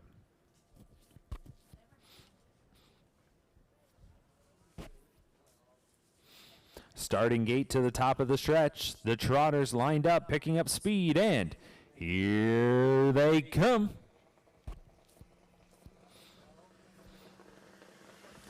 They're off and trotting. A host of levers there as it's Massive Ovation, Dusty Lane Thunder, and Super T. But you can't count out those inside starters. Delaware cuts the corner nicely ahead of Stars Above Allurage. Then we go back to Northern Tailwind, followed by Libero Hanover, and off stride at the back when I Am What I Am. Massive Ovation comes away with the early advantage. Dusty Lane Thunder settles into the deuce. Racing in third is Delaware. Taking back Super T, wants to drop in fourth. Gets in ahead of Stars Above Allurage. On that one's back is Northern Tailwind. Libero Hanover is 7th, and your trailer is I Am What I Am. 30-1 for the opening quarter. It is Massive Ovation and Tyler Borther on the point as they lead the way. Tracking from in second is Dusty Lane Thunder. Delaware is in third, and racing along in fourth is Super T. That one is followed fifth by Stars Above Allurage. Northern Tailwind is 6th, and right on the back 7th, Libero Hanover. The first turn breaker, I Am What I Am, rounds out the pack. So they'll pass the grandstand as they come to the half, and your leader is Massive Ovation, and it's a pocket pop here from Dusty Lane Thunder as McNair makes a snap move right to the front. So it'll be Dusty Lane Thunder who leapfrogs Massive Ovation, taking the lead. The half was 102-2. Dusty Lane Thunder the leader. Massive Ovation all of a sudden is 3 lengths off the lead. To the outside, Delaware is in third. Also on the outside, it starts above Alarage, down along the cones to Super T. Getting off the rail, that was Northern Tailwind. Libero Hanover's to the inside of that. Rival the trailer is I Am What I Am. Up front by 3 lengths, so it is Dusty Lane Thunder. So Dusty Lane Thunder with that quick move at the half took the top spot and races by 3/4 in 1:32.1. 29.4. Good third quarter speed there here from Dusty Lane Thunder. And Dusty Lane Thunder tries to put this one to bed. Massive Ovation, the early leaders, inching in a little bit closer. Delaware is in third, and then we go back to the others as they turn for home. It is Dusty Lane Thunder, Massive Ovation on the outside. Dusty Lane Thunder, Massive Ovation. These two will duel as they come down towards the line. Massive Ovation on the outside. Dusty Lane Thunder digging in. They will hit the line with Massive Ovation getting it. Finishing second, Dusty Lane Thunder, then well back to the rest for third, as it is Tyler Borth and Massive Ovation who win the 6th in 2:04.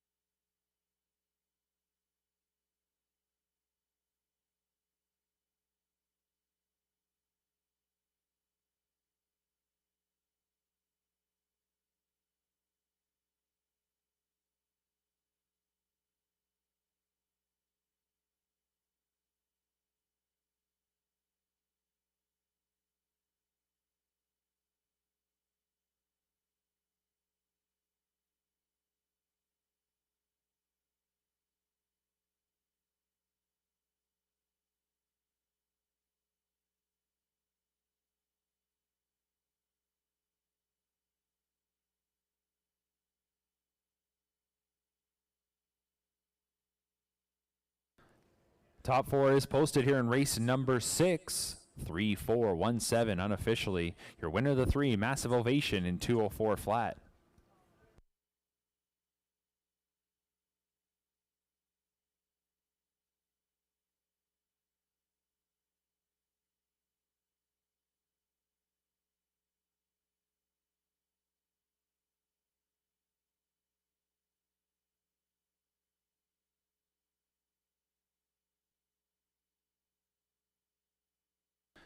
Second win of the afternoon for driver Tyler Borth. A big win in the second last leg of our Drivers Challenge as Massive Ovation now returns to the Twin Brook Farms winner's circle.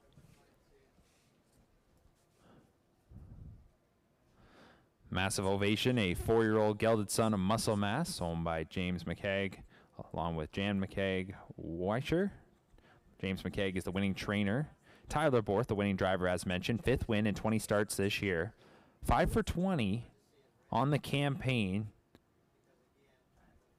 And when it comes to hitting the board, that's now 12 of 20 in the top 3. With the victory, goes over $32,000 in seasonal earnings and $45,000 in career earnings. 5th career score for Massive Ovation, who wins race number 6 here this afternoon.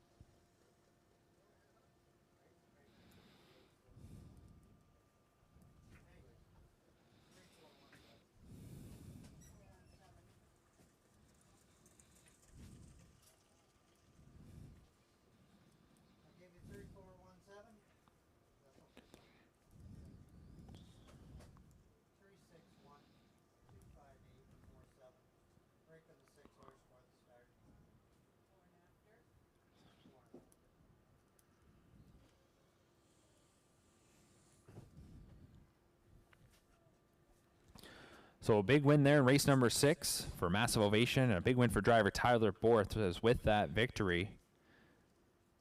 He'll push himself up into third in the standings. We'll update those in just a moment, but race 6 is official. Number 3, Massive Ovation, returns 670, 340, 280. The 4, Dusty Lane Thunder, 330, 310. And the 1, Delaware, 360. $2 Exacta paid $22.30. Dollar Tri paid $58.70. And the Dollar Super paid $203.75. We will have the official totals in just a moment. We have one leg to go in the Drivers' Challenge, but Jay Harris does lead the way. Following race 6, he now has 137 points. He is in first place. James McDonald is second at 117. Tyler Borth is third at 113. Doug McNair fourth at 98. Full totals will be updated in just a few minutes.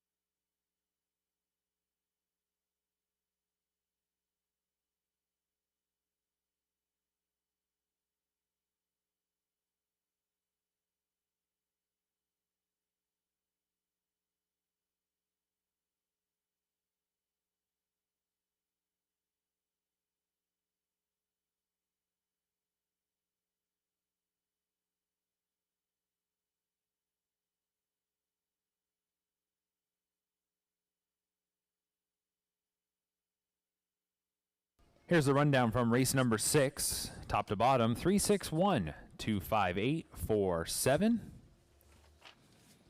The winner was number 3, Massive Ovation, in 204 flat. Time to update our Drivers' Challenge standings. We've got one race to go. First, let's start with race number 6, where Tyler Borth picked up 50 points, Doug McNair 25, Jay Harris 12, Travis Henry 8, and Tyler Moore 5. Now here are the standings with one race to go. Your leader with 137 points is Jay Harris. Second at 117 is James McDonald. Third at 113 is Tyler Borth. Fourth at 98 points is Doug McNair. Fifth at 57 points is Jody Jameson. Sixth at 53 points is Travis Henry. Seventh at 22 points is Tyler Moore. And eighth at 13 points is Bob McClure. So with that, with 50 points being the most points that a driver could pick up here in the final leg, it's narrowed down to who our winners of this year's Drivers' Challenge could be. Jay Harris has 137, James McDonald 117, Tyler Borth 113, and Doug McNair at 98. So those are your 4 drivers that do have a chance. Again, getting 50 points won't guarantee for any of those drivers, as they might need a little bit of extra help for those that are not in the lead. But that being said, we've got 4 drivers in the hunt to potentially win the 42nd Annual Charity Drivers' Challenge.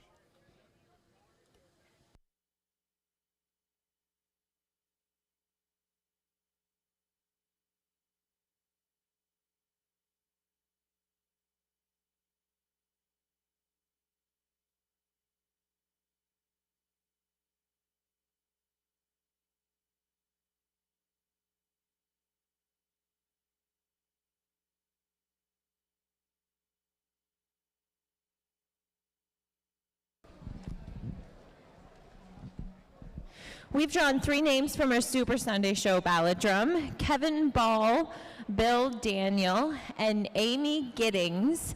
You can claim your prize at the program table under the grandstand.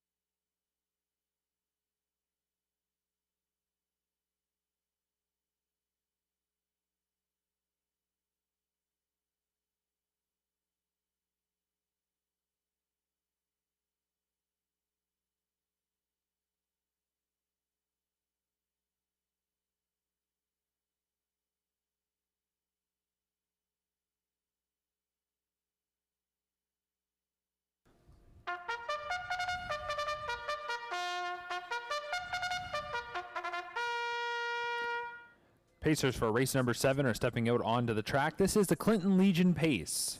Number 1 is Mortgage My Villa. Up a Creek Racing owns John Kennedy Trains. The driver is James McDonald. 2 is Mr. Cheeseman, owned by Don Douglas, trained by Scott McNiven. The driver is Jay Harris. Number 3, Artistic Meadow, is owned and trained by Mark McCormick. The driver is Bob McClure.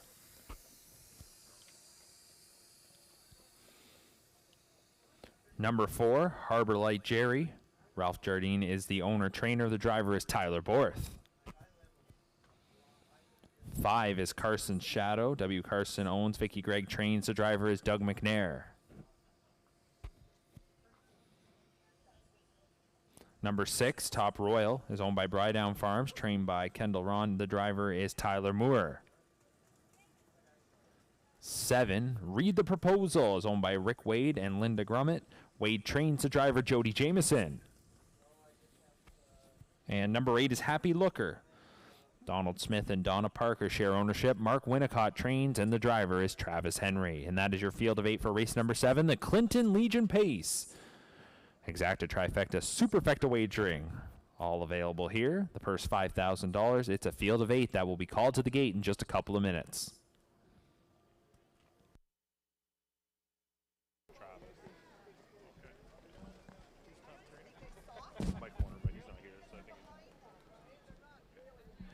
All right, ladies and gentlemen, just moments away from the final leg of our very entertaining and exciting Drivers Challenge today, the 42nd annual. Great show put on by the guys, and it looks like it's going to come right down to the wire here in the final leg.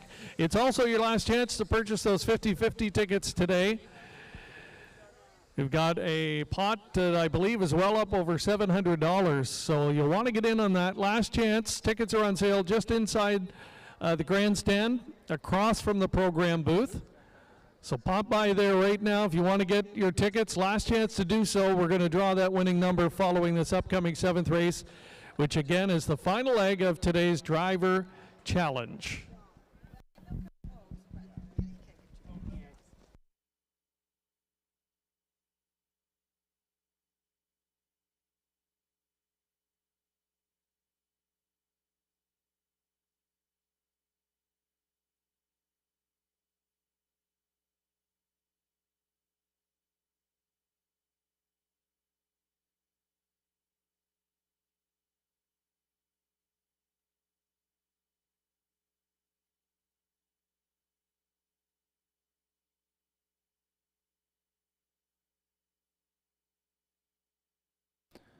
We're just about a minute away from race number 7.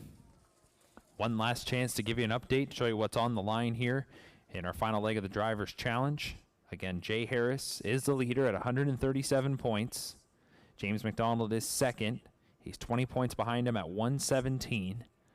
Tyler Borth is 24 points off the lead at 113. And then Doug McNair is fourth at 98.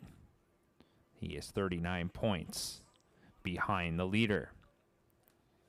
Those are the 4 drivers that could, based on how this race shakes out, win today's Drivers Challenge. Jay Harris has the target on his back. He is the leader at 137 points.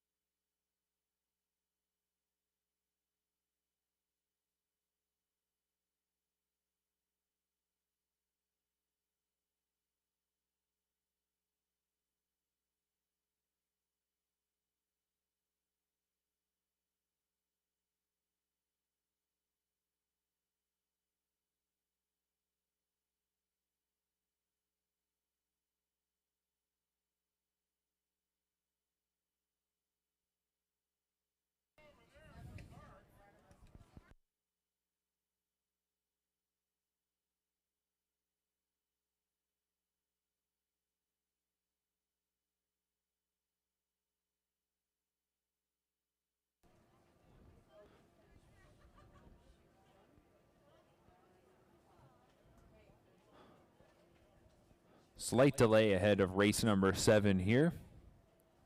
Number 7, Read the Proposal,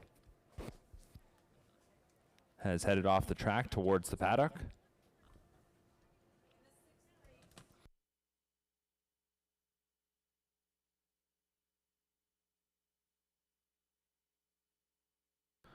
Windows do remain open. Still time to wager here on race number 7.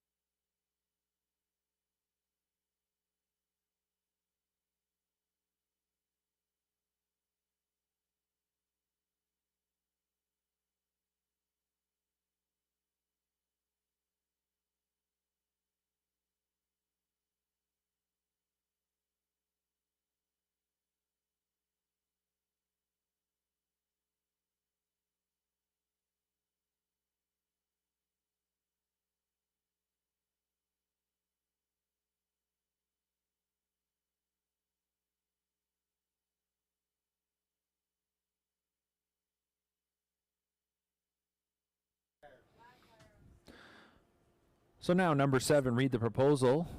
Looks like that one is making its way back towards the track. Had to go off the track to get a new race bike, as Read the Proposal had a flat tire. So new race bike put on.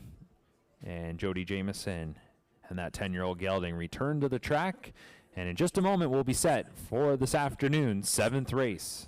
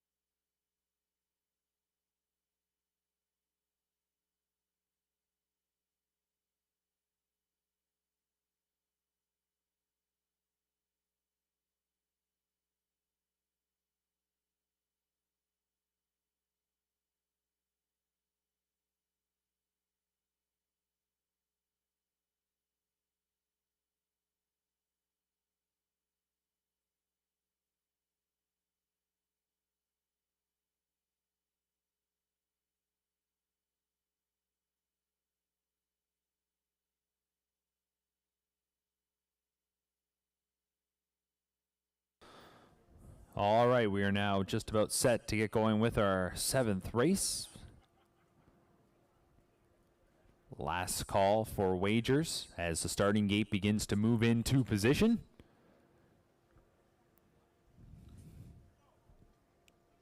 We've got a field of 8 here.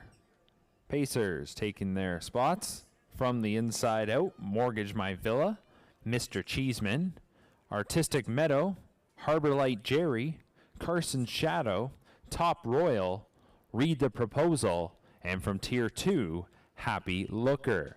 That's your field of 8 for race number 7. It is post time.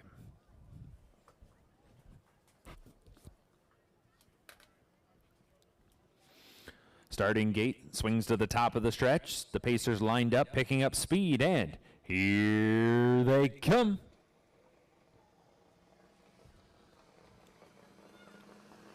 They're off and pacing. Carson Shadow and Artistic Meadow are both firing out of there from the rail. Mortgage My Villa, Mr. Cheeseman going to land mid-pack. Wide into the turn is Read the Proposal down towards the inside. Happy Looker. Then it is Harbor Light Jerry, and your early trailer is Top Royal. Making the front, Carson Shadow and Doug McNair lead them as they straighten out for the backside. Artistic Meadow is in second, then racing in third is Mortgage My Villa. Fourth is Mr. Cheeseman, then mid-pack fifth. That is Read the Proposal, followed by Happy Looker. We go back to Harbor Light Jerry and your trailer as they went past the opening quarter is Top Royal. That opening panel was 29-2. It's Carson Shadow at 6-5 on the lead.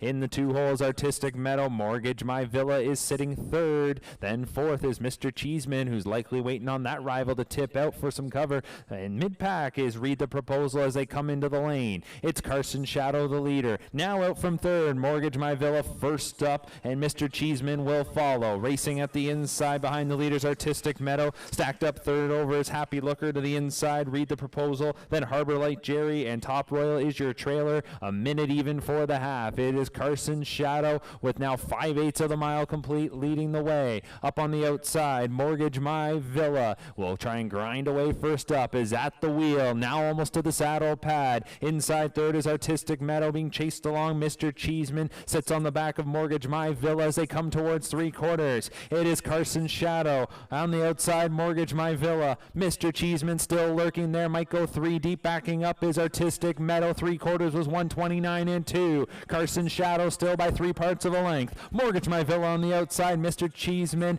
stays right in behind and will be widest of them all as they swing for home. But it looks like Carson Shadow might have just said goodbye. It's Carson Shadow. Mortgage My Villa still a length and a half away. Carson Shadow and Doug McNair will take it. Mortgage My Villa was second, Mr. Cheeseman third, and fourth was Top Royal, 159-2.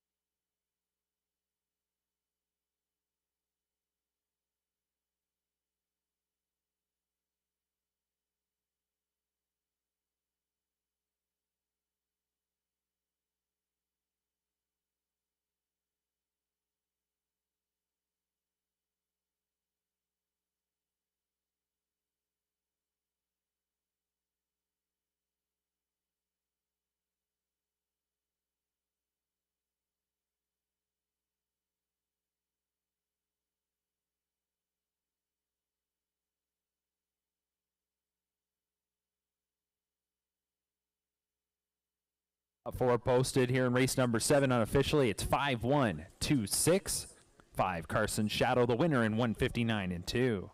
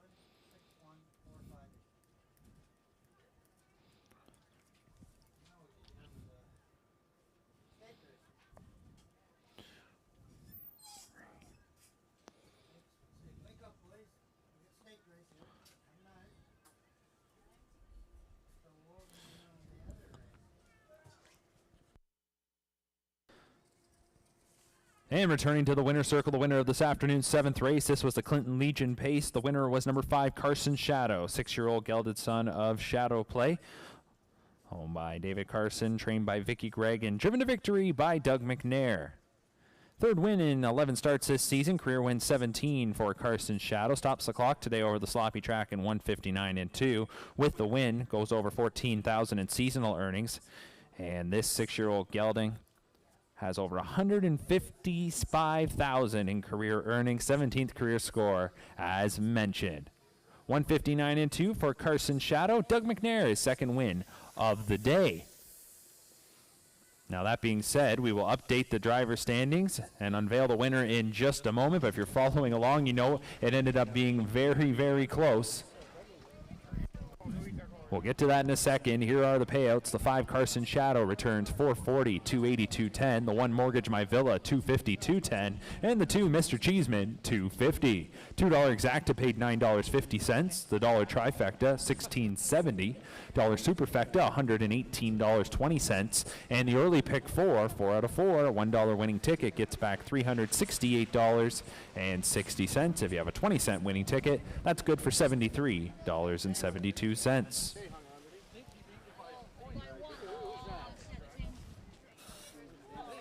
Well, in our 7th race, the final leg of the Drivers' Challenge, Doug McNair gets the 50 points for the win. Second was James McDonald, picking up 25 points. Jay Harris was third to pick up 12 points. Fourth was Tyler Moore for 8 points, and fifth was Jody Jamieson for 5 points. And here is the update in just a moment. Greg Blanchard is standing by downstairs in the winner's circle. I know he's been doing his math as well. Let's go down to you, Greg. All right, thank you, Mark. Yes, it sounds like it's going to be very close. We're getting a look at the drivers walking back. We're going to try and grab a word with Doug McNair here. So, Dougie, came right down to the wire there. We're still doing the final tabulations. I'm going to leave it to the guys upstairs to do that, but you needed a win to give yourself a chance, and you got it. Talk about this horse's performance. Yeah, I never drove him before. I've raced against him a lot, and I didn't realize he was so handy. You know, I missed time of the gate with him, and he still made the front really pretty handy, so he's a real pleasure to drive. So again, we're not sure if you are adding another title to your resume here or not. We're going to find out shortly, but I think for you guys, the real important thing is to come down and take part in this. Why is it so important for you guys, especially the Mohawk Park guys, to come do this? Oh, it's a lot of fun. You get some family here. My grandma's here, and the owner of that horse, Dave Carson, and Lenny Gamble, guys like that all come here. So it's a good turnout, and it's good to see everybody, and you don't get to see them very often, so it's nice to come and see them. All right, for sure. Well, listen, we'll let you go join the other guys, and we will announce the winner momentarily. Some high drama here. It came right down to the final leg, a very close finish between Jay Harris and Doug McNair. So we're waiting for the final tabulation, and we'll be back with the winner's presentation in a moment. All right, Greg. Thank you very much. Good to hear from Doug McNair there, and great to have all the drivers over in the winner's circle. With that, we can announce the final totals here. And it came right down to the wire. Doug McNair did what he had to do to get that win. Got the 50 points, but with a third place finish, Jay Harris gets 12 points. And at the end of the day, he edges Doug McNair by 1 point. Jay Harris wins the 42nd Annual Charity Drivers Challenge with a total of 149 points. Second, Doug McNair with 148. Third was James McDonald at 142. Fourth was Tyler Borth at 113. And fifth was Jody Jamieson at 62. There is your top 5. Jay Harris wins this year's Drivers' Challenge in dramatic fashion. And the winner is standing by with Greg. All right, well, we watched the replay here of the final leg. Maybe walk us through it from your perspective, Jay, knowing that you needed a good result, even though you've had a very productive day. You wanted to try and maximize here. So walk us through the trip from your perspective in this last race and what you were kind of hoping for. I actually hated where I got away. I know my horse is, he likes to labor a little bit, and I was worried that he'd hang on me, and initially he did. So yeah, realistically, I was just hating that James was in front of me. Did you know the math coming in? And you could probably see it was Doug on the front, so you know he's going to win. And did you know what result you needed in order to get the W? Actually, no. I was just more worried about James being in front of me. I figured if he beat me, he'd win it. So I was more focused on James.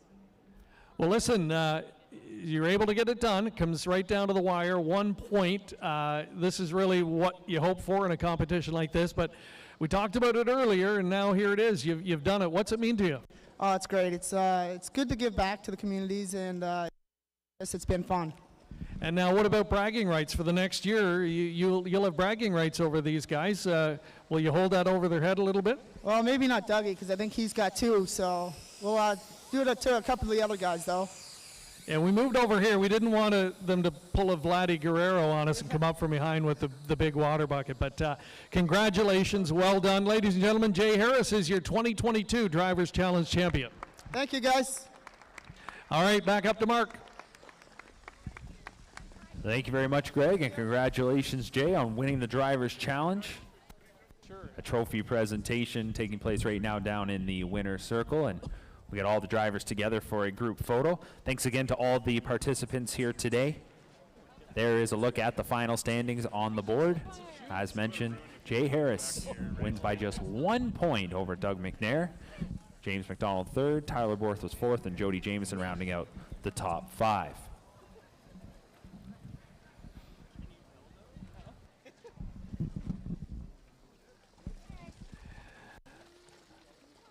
There's a look at the full standings, and right now I believe we're also going to present our Driver of the Year here at Clinton Raceway.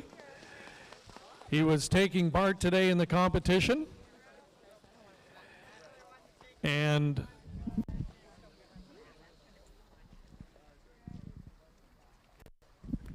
his first driver's title here at Clinton Raceway, Travis Henry, ladies and gentlemen.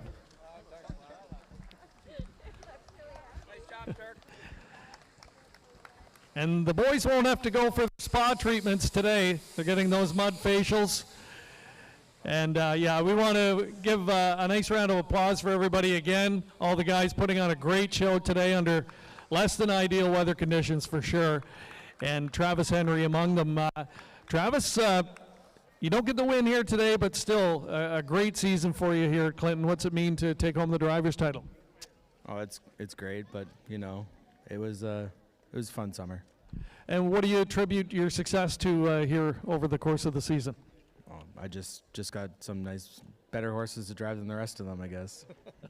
Absolutely. Well, a man, a few words, but here he is celebrating his first Clinton title. Congratulations. Thank you. Right, ladies and gentlemen, again, Travis Henry. Nice round of applause for him. And still plenty of more action remaining here today. We've got Ontario Sire Stakes grassroots divisions the rest of the way, as we'll send it back up to Mark McKelvey.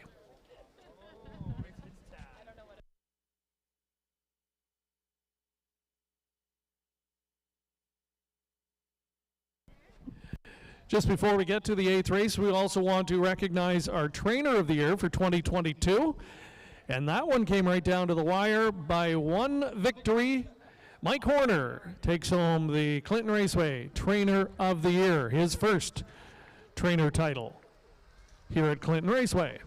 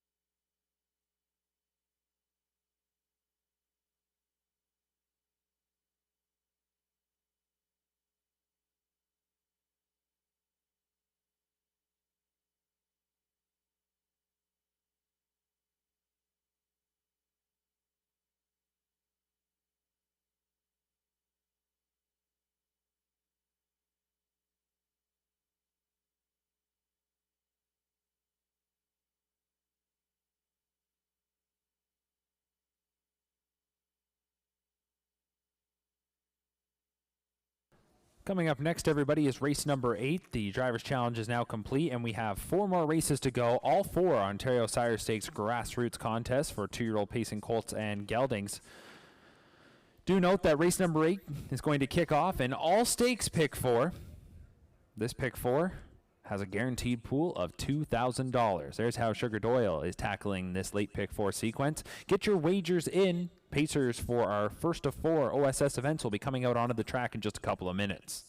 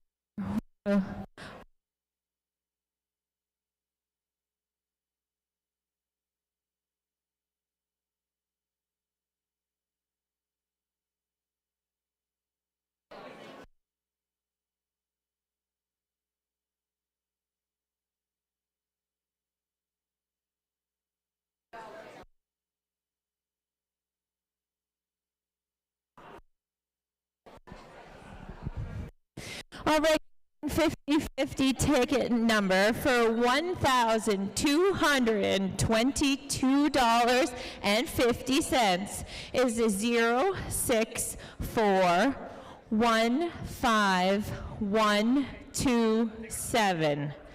06415127.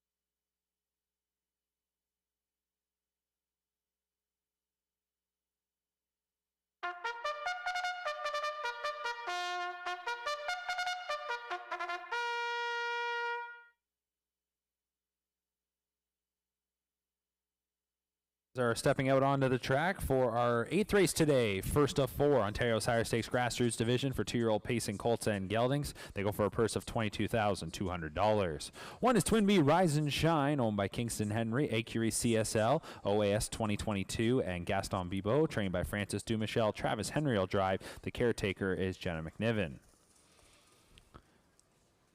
2 is He's a Sweetheart, Maneri Racing, Michael Guerrero and Alan Albert share ownership. The caretaker and trainer, Dave Maneri, Chris Christoffrew, and the sulky. 3 is Century J-Rock, owned by Tommy Collings and John Collings. Richard Moreau trains. Austin Sorial drive. The caretaker is Justin Turcott. 4, Watch My Chips, Brad Grant, Scott McEnany. Mart West Racing Stable owned. Scott McEnany trains. Bob McClure will drive. The caretaker is Kevin. 5 is Better Option. Robert McIntosh Stables, Mardon Stables, Al McIntosh Holdings are the owners. Bob McIntosh trains. Caretakers Daryl Wayne. The driver is Trevor Henry. 6 is Scratch. 7, He's Sure Good, owned by Wayne Webby, trained by Dr. Ian Moore. Doug McNair will drive. And the 8 is Troubles a Brewin'. Tony Beaton and David Mercer share ownership. Beaton's the trainer.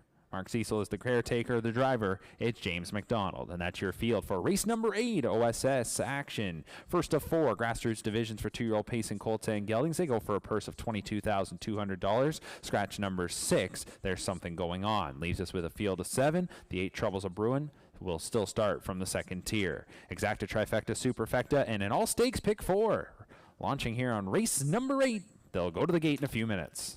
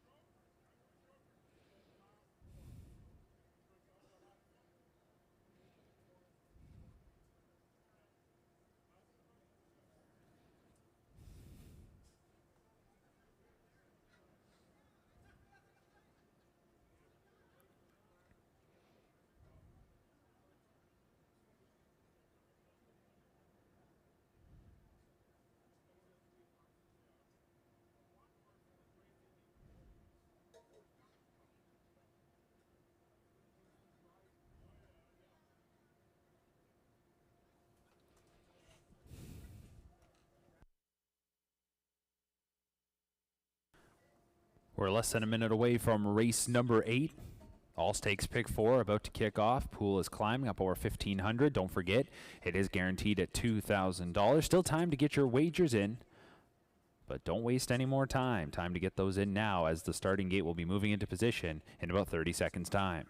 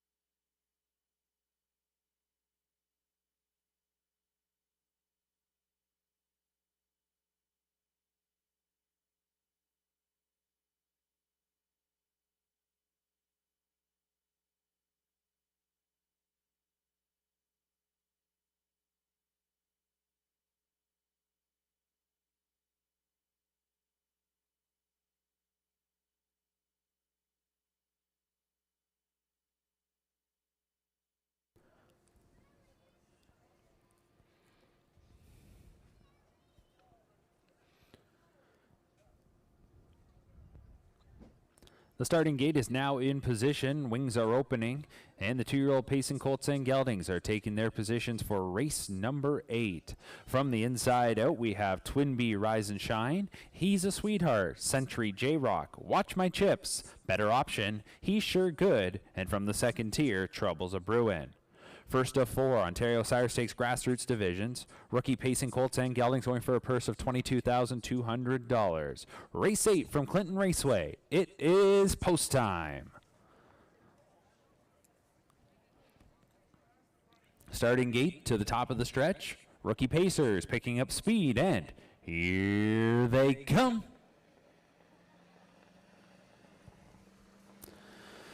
They're off and pacing. Twin Bee Rise and Shy from the rail gets the first call. Better Option was trying to leave out of there. He's a Sweetheart. Going to get in front of the second tier starter. Trouble's a Brewin'. Getting away in 5th is Century J-Rock. Then 6 into the turn. Watch My Chips. And the trailer 7th. That is He's Sure Good. It's a 2-length advantage up front here for Twin Bee Rise and Shine. Twin Bee Rise and Shine is the leader ahead of Better Option in 2nd. A gap of 2 back to He's a Sweetheart 3rd. Followed along 4th by Trouble's a Brewin'. Right behind that rival Century J-Rock. Then it is Watch My Chips and He's Sure Good. 30-1 was the opening split, and it's Twin Bee Rise and Shine looking to go back to back, and that one is on the front here, a loose leader for Travis Henry.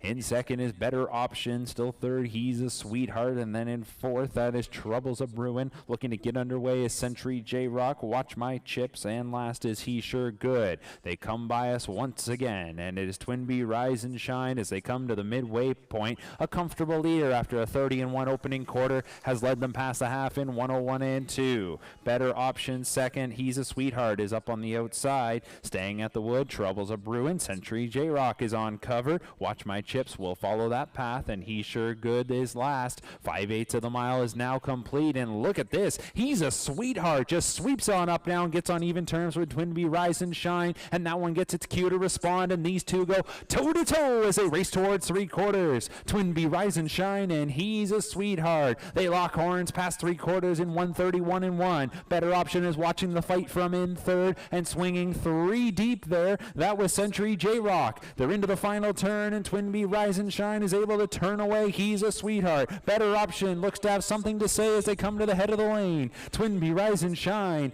Better Option now looking to split rivals. He's a Sweetheart. Here's the 16th to go. Twin Bee Rise and Shine. Better Option looking to come on through. These two will hit the line, and it is Twin Bee Rise and Shine who holds on. Better Option was 2nd. He's a Sweetheart, and Trouble's a Brewin'. 2 minutes and 4/5 for Twin Bee Rise and Shine.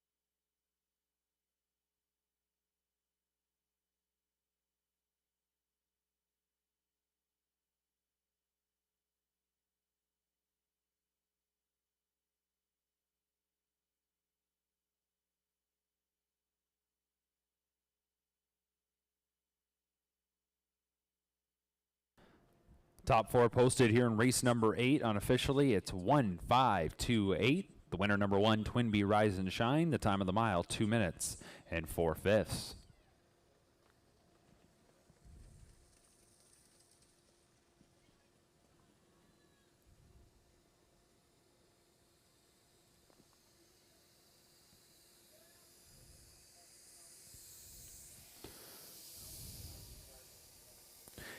And it's a victory lap back to the winner's circle for number 1, Twin B Rise and Shine. 2-year-old colt by Sunshine Beach. Out of the Rock and Roll Hanover Mare Power Nap. Twin B Rise and Shine is owned by Kingston Henry, Acurie CSL, OAS 2022, and Gaston Bibot. Winning trainer, Francis Dumichel. Winning caretaker, Jenna McNiven. And the winning driver, Travis Henry. Back-to-back wins now for Twin B Rise and Shine, who improves to 2 for 8 in his rookie campaign. Picks up the winner's share of this $22,200 purse. With the win, goes over $36,000 in seasonal earnings. Twin B Rise and Shine, back-to-back in the grassroots, takes race number 8.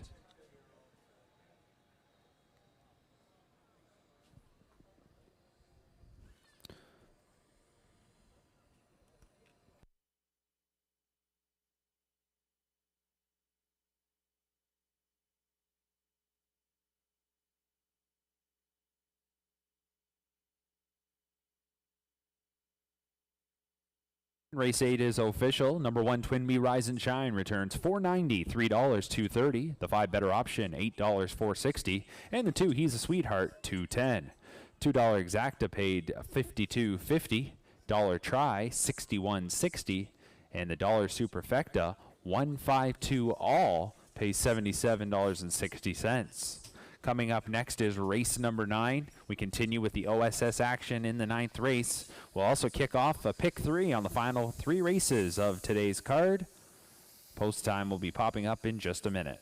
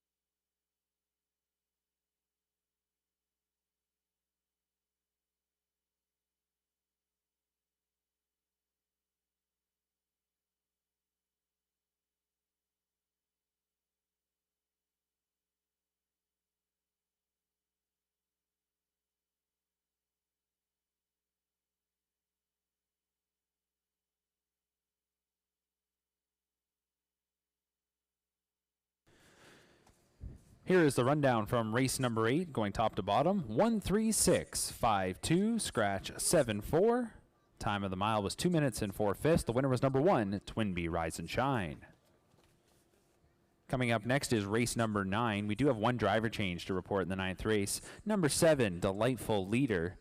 The driver will be Bob McClure. Bob McClure drives number 7, Delightful Leader, here in race number 9. We are 3 minutes away.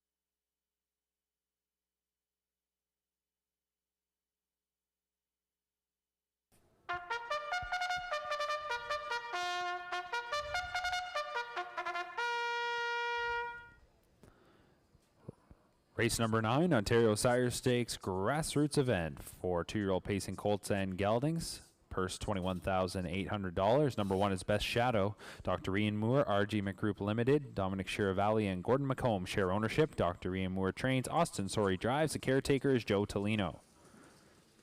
2, the Golden Jet, owned by Claude Gendreau Stable, trained by Meg Crone. Jody Jameson will drive. 3 is Joker on Jack. Maneri Racing, Michael Guerrero, Alan Albert, and Larry Maneri are the owners. Dave Maneri trains. The caretaker is Kim, and the driver is Doug McNair. 4 is Sporty Bee, Tara Hill Stud, McKinley Fielding, Blake McIntosh, the owners. McIntosh trains. The caretaker is Sally, and the driver is Travis Henry. 5, Lions Brush Marks, is owned by 3 Lions Racing, trained by Tony Beaton. The caretaker is Mark, and the driver is Trevor Henry. 6, Big Dream Fella, is owned by Capers 3 Stable, trained by Wayne McGeen. The caretaker is Linda, and the reinsman is James McDonald. And completing our field, number 7 is Delightful Leader, owned by 811-3564 Canada Limited, trained by Melissa Lamoureux, is also the caretaker. The driver is Bob McClure. Note the driver changed to Bob McClure for number 7, Delightful Leader. And that's your field for race number 9, second of 4 OSS Grassroots divisions, Exacta Trifecta, Superfecta, and Pick 3 wagering, all available. Rookie pacing colts and geldings will go to the gate in just a couple of minutes.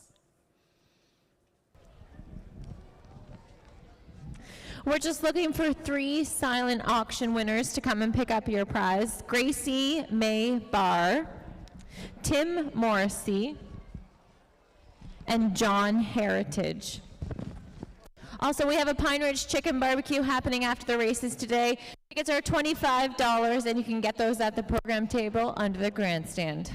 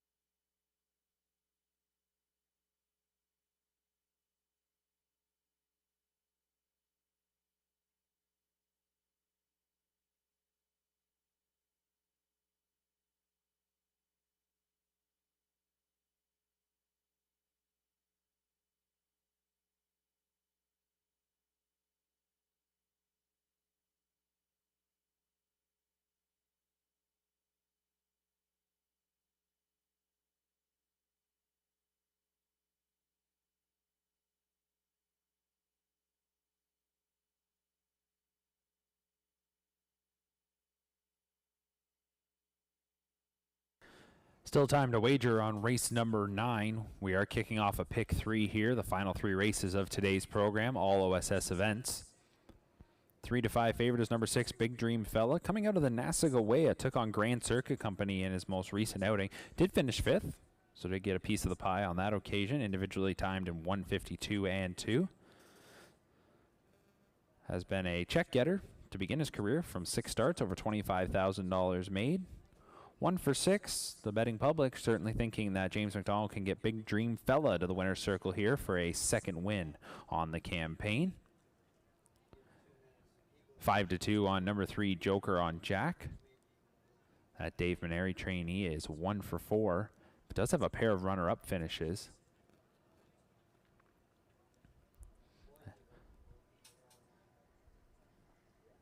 For 5 of the 7 horses in this race, all making their half-mile track debut. The only 2 that have experience on the half-mile ovals, the 6 Big Dream Fell and the 7 Delightful Leader, so they'll start from the outside. We'll see what they can make happen. Gate has moved into position. Last chance to wager on race number 9. From the inside out, we have Best Shadow, the Golden Jet, Joker on Jack, Sporty Bee, Lions Brush Marks, Big Dream Fella, and Delightful Leader. Field of 7, Ontario Sire Stakes grassroots event for 2-year-old pacing colts and geldings. It is post time.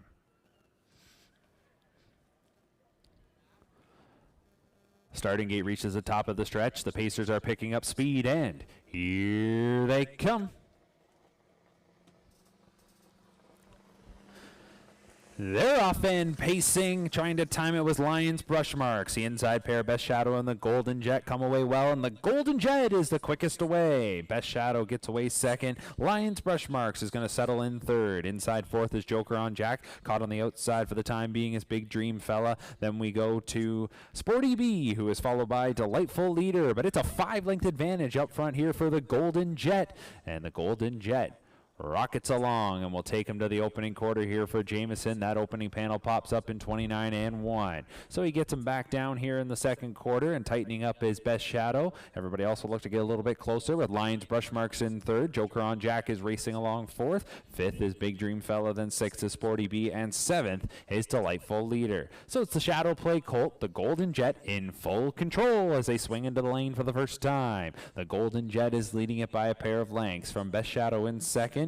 Lions Brush Marks is third. To the outside, Joker on Jack gets underway. Big Dream Fella likely to follow that path. Then it is Sporty Bee and Delightful Leader. The half was 59-2, 30-1 in the second quarter, and the Golden Jet continues to call the shots. Best Shadow hasn't really got that much closer. It's still a 2.5, 3-length advantage here, and the Golden Jet just looks to take off here in the third quarter as the lead grows once again out to about 5. Second is Best Shadow. Inside third is Lions Brush Marks. Joker on Jack hasn't really advanced just yet. Big Dream Fella still got a lot of ground to make up. Inside is Sporty Bee and Delightful Leader to trailer. 3 quarters, 128-3, 29-1 in the third split. So trying to get away is the Golden Jet. They've never really been close, and they got a lot of work to do if they're going to touch the Golden Jet as they swing for home. Second is Best Shadow. Widest of them all is a Big Dream Fella who had to go 3 deep out of the turn, but coming into the stretch, this one is over. The Golden Jet will score. It's the Golden Jet to take race number 9.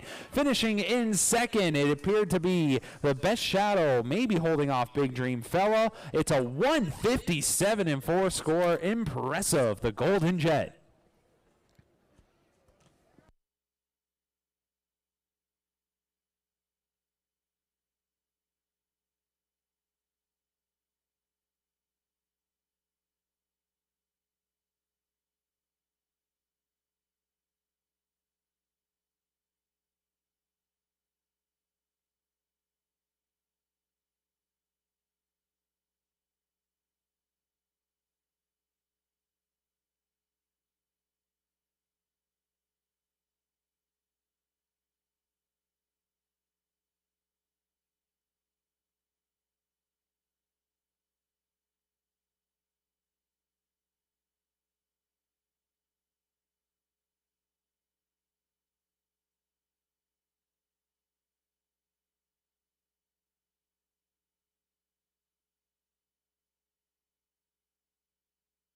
Top 4 posted here in race number 9. Unofficially, it's 2-1-6-7. The winner number 2, the Golden Jet. Time of the mile, 157-4.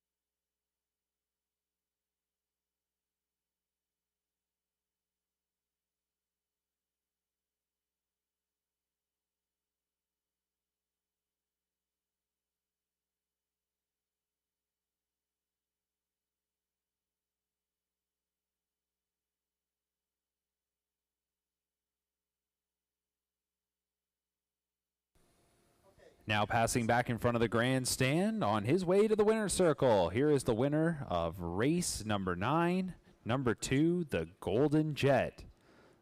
The Golden Jet and Jody Jamieson just blow the doors off their rivals here today, winning in 157-4 over the sloppy going.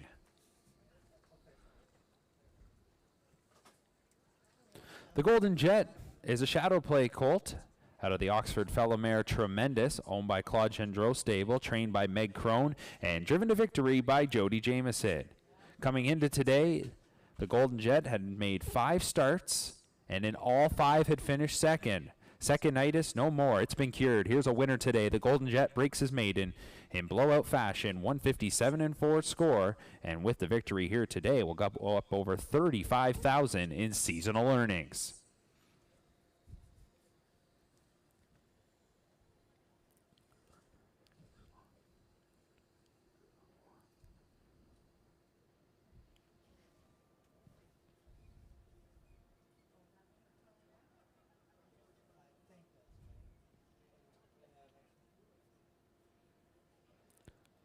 Race 9 is now official. Number 2, the Golden Jet, returns $880, $3, $230. The 1 Best Shadow, $670, $340. And the 6 Big Dream Fella, $230.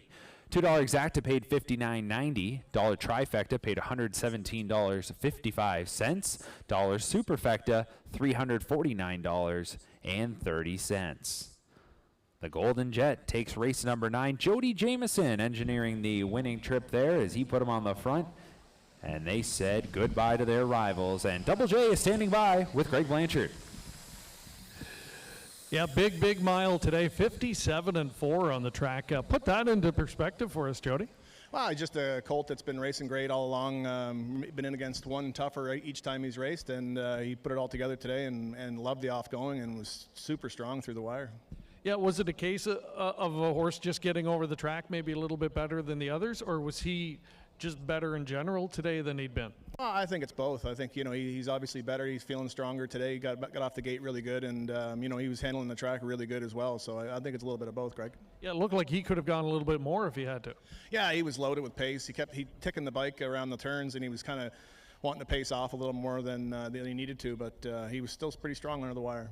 Been a good weekend for you so far. We've got to go back to last night and ask you about Stockade Sealster. You've driven a lot of nice 2-year-olds in your time. Where would he stack up at this point? Well, I mean, look, I've had the opportunity to drive Bulldog Hanover, and he's the greatest horse, this year and maybe ever. Who knows? He's the fastest for sure, and I got the opportunity to race him as a 2- and 3-year-old, and a little bit this year. But Stockade Sealster, he's following in the right footsteps. So it's to me, it's sky's the limit. But we'll see how he goes, see how he progresses week to week. And the big thing with the 2-year-olds, just trying to watch their body language, make sure that they can stay at the top of their game for some of the bigger dates. Does he feel like as good now and as strong as he has at any point? Yeah, I mean, last night he was better than he's ever been, really. I mean, he had a week off, and Doc got him ready to race last night, and he was monstrous, as you saw. But, hopefully with another 2-week break, he'll be that good again in the Metro. Well, congratulations with him. And maybe just a thought today on the driver challenge. Again, trying conditions, and Jay Harris comes up with his first win in the competition, and I know you're good friends with him, so I'm sure happy to see him get the W. Look, it's a competition. We're all out here trying to win, and we're happy for each other when we do well. So it was great to see Jay, a different kind of face, winning one of these things. So it was good for him, and everybody was happy for him. And we do the best we can, and I finished 5th today, so that was the best I could do today. Well, you've won it many times in the past, among other driving titles. A former world driving champion, by the way. Congratulations, and good luck the rest of the way today. Thanks a lot, Greg. Appreciate it. Jody Jamieson, ladies and gentlemen, going to get done here with an ultra-impressive looking, the Golden Jet, 157-4, one of the fastest miles by a 2-year-old all season long here at Clinton, and does it today over the off-going. Still 2 more grassroots divisions to come here on closing day 2022 at Clinton.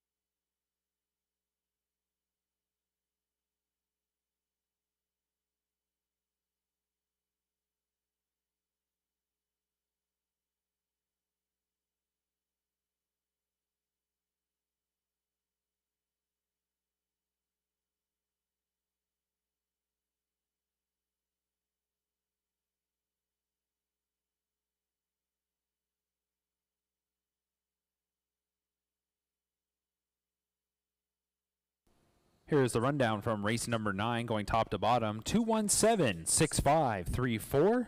The winner number 2, the Golden Jet. Time of the mile 1:57.4.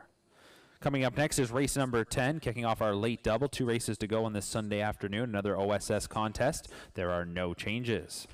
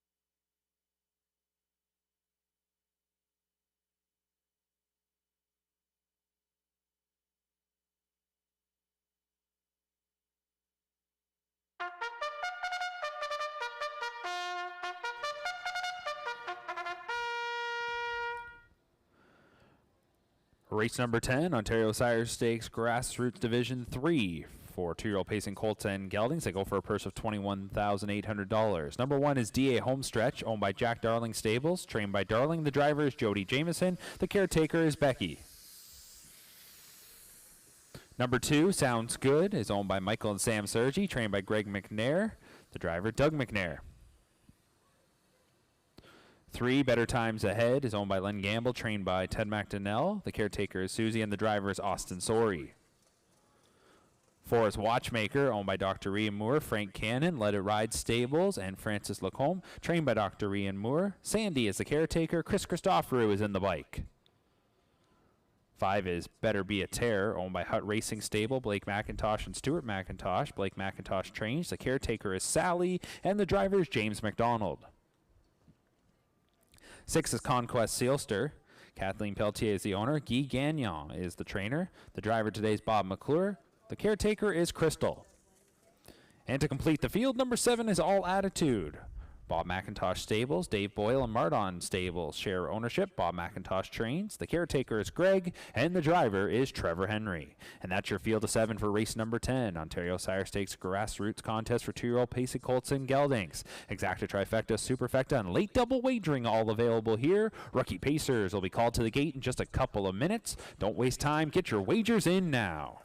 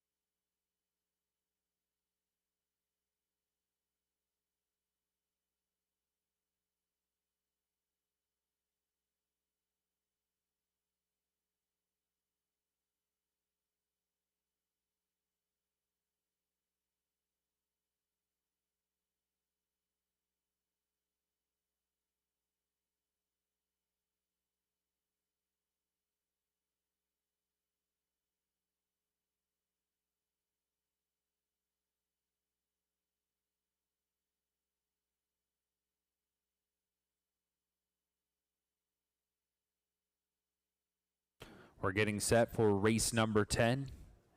Kicking off the late double, another OSS contest. 2-5 favorite is number 2, Sounds Good. The Greg McNair trainee moves down to the grassroots level after beginning the year in the gold ranks.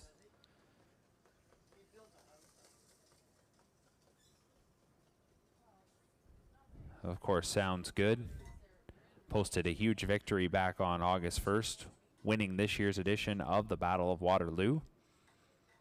So success on the half-mile oval has been had for this youngster. Gelded son of Better's Delight is 2 for 5, both wins having come at Grand River Raceway. Here today we get to see the Battle of Waterloo champ right here in Clinton.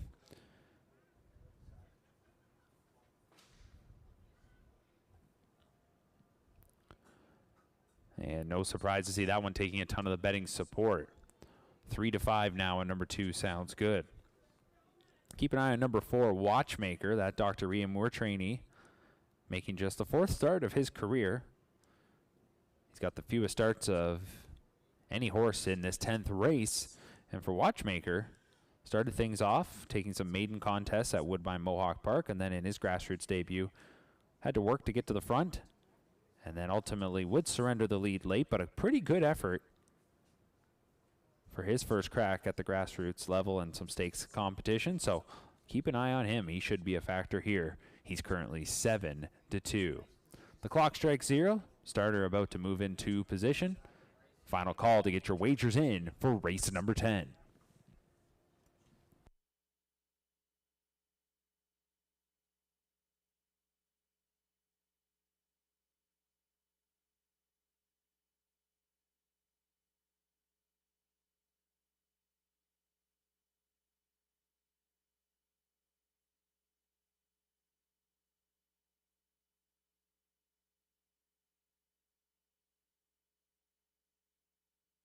Starting gate moving into position.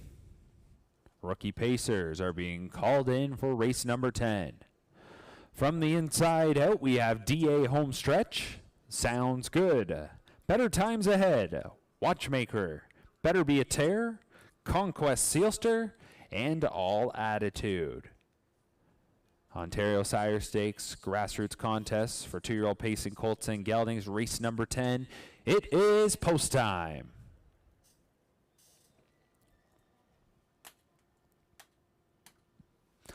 Starting gate to the top of the stretch. The Pacers are lined up. They're picking up speed, and here they come.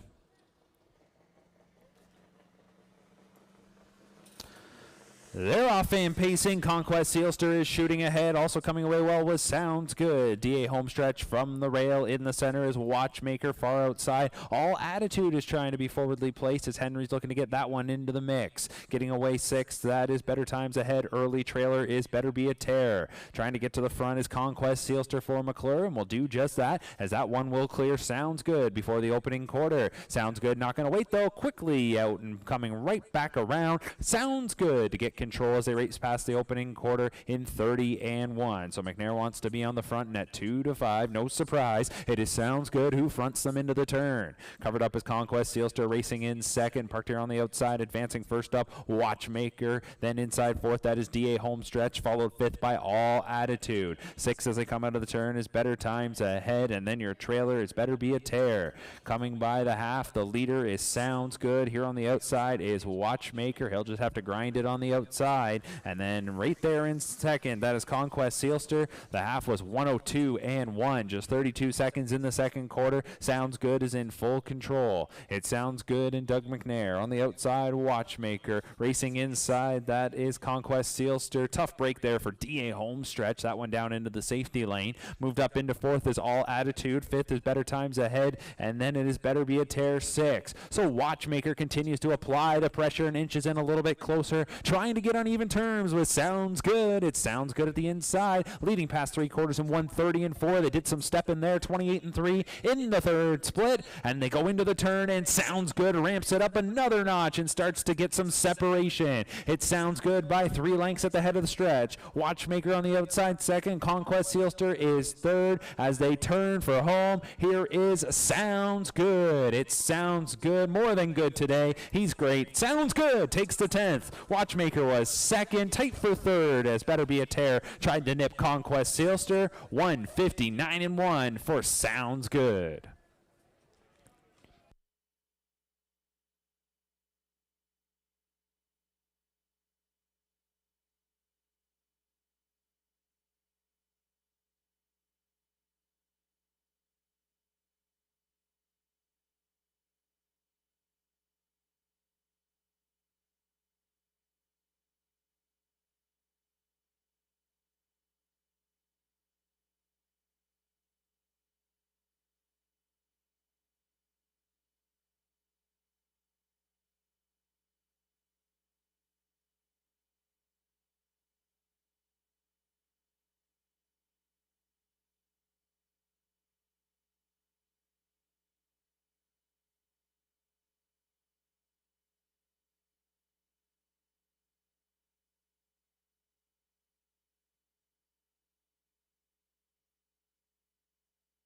Top 4 posted here in race number 10. It's 2:4.56. Unofficial winner, the 2 Sounds Good. Time of the mile was 1:59.1.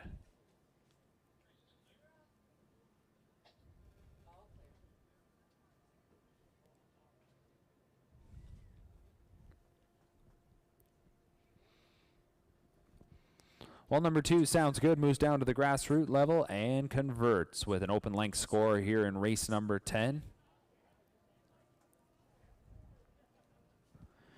A 2-year-old gelded son of Better's Delight out of the well-said mare Southwind Silence. Sounds Good is owned by Michael and Sam Sergi, trained by Greg McNair, and driven to victory by Doug McNair. For Doug McNair, that's his 3rd driving win. It's a hat trick on this Sunday afternoon as he guides Sounds Good to the victory.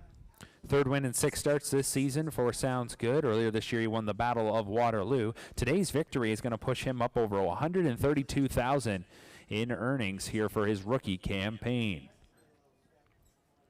All smiles in that winner circle as Sounds Good takes today's 10th.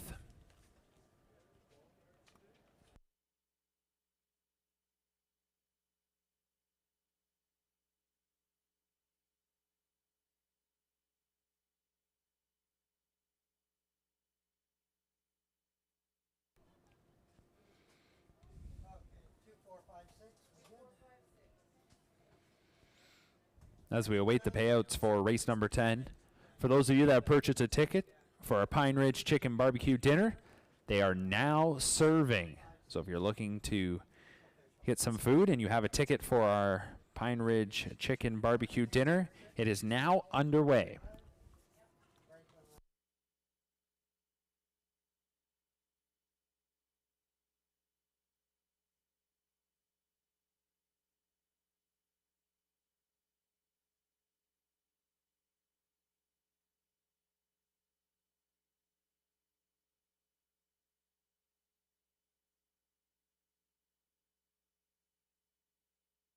Race 10 is now official. Number 2, Sounds Good, returns 280, 210, 210. The 4, Watchmaker, 360, 240.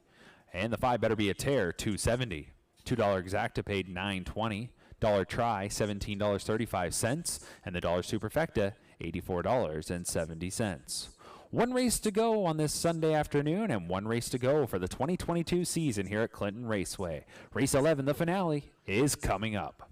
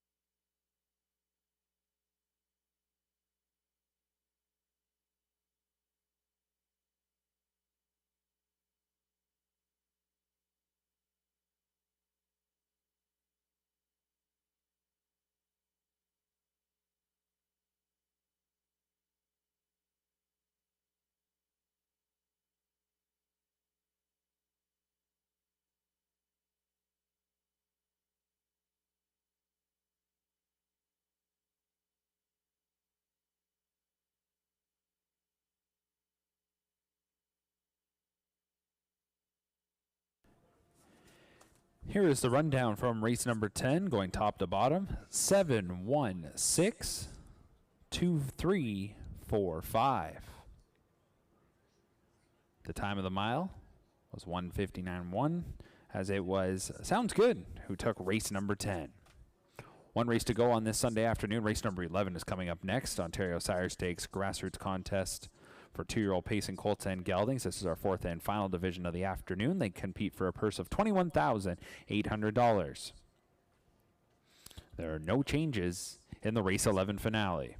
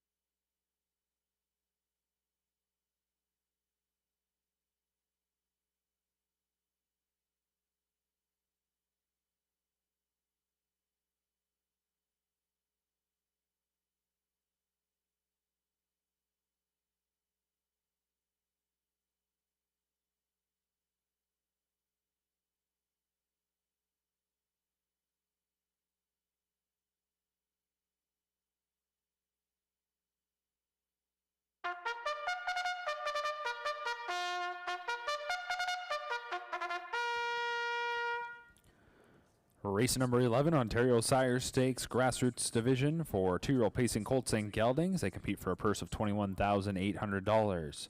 Number 1 is Wise Thinking, owned by Robert McIntosh Stables, CSX Stables, and Dave Boyle. Bob McIntosh trains. The driver is Trevor Henry. 2 is Murray's Watching, owned by M&S Racing Stable, and Yolanda Fellows, trained by Rob Fellows. The driver is Jonathan Drury. 3, Teen Tattler, owned by the Can-Am Crew, trained by Paul Reed. The driver is Bob McClure. 4 is Dice Are Out, owned by Anita Gillis, trained by Tony Beaton. Jody Jameson drives. Number 5 is Aussie the Second, owned by Len Gamble, trained by Ted McDonnell. The driver is Doug McNair. 6 in the field is Shadows Terror, owned by Dr. Ian Moore, RG McGroup Limited, Serge Savard, and Frank Cannon. Dr. Ian Moore trains. Chris Christopher drives. And number 7 is Rodman, owned by Tidy Racing, trained by Dean Eckley. The driver is James McDonald. That's your field for the 11th and final race.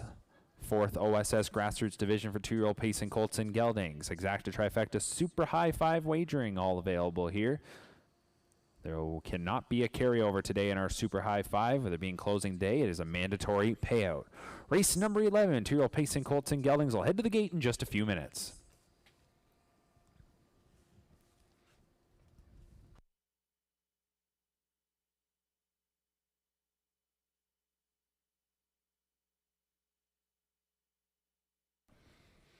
Well, it's been another fantastic season here at Clinton Raceway, and the 2022 season will come to a close in style with this OSS Grassroots contest. 9-5 favorite right now is the one Wise Thinking, the Bob McIntosh trainee. Has 7 starts under his belt, does have 1 win that did come in a Grassroots contest. He's looking to get things back on track after a couple struggles as of late, just unable to get some checks in his last 2 starts. Takes on 6 other rivals. The 7, Rodman, there's one that started off the season showing a bit of promise, and while maybe there was a bit of a blip on the radar when he went to the Battle of Waterloo eliminations, he bounced back with 2 pretty good starts at Woodbine Mohawk Park, and then last time out just ended up fading late in that one to finish 7th. He's certainly capable and sitting at 7-2. His next door neighbor, number 6, Shadows Terror. We've seen plenty of Dr. Ian Moore trainees through these grassroots contests today, and a pretty consistent performer is this Shadow Play colt. He was 3rd in his most recent outing, as he had to start from a tough starting spot at Woodbine Mohawk Park and only got beat a length and a half. Paced his mile in 1:52 and 3. Pretty good outing there. Chris Christopher teams with him once again for the 5th consecutive start. Still time to wager here on race number 11, and as we mentioned, it's been a fantastic year. We thank everybody that joined us today and any other Sunday throughout the season. Lots of highlights this season. You go back to Legends Day in early June, Kin Pace, and of course here today with our Charity Drivers Challenge. A lot of great fundraisers as well, and a lot of money has been raised throughout the season for many great causes. So we appreciate everybody for supporting this season, and we'll begin the countdown to the 2023 campaign in about 5 minutes' time.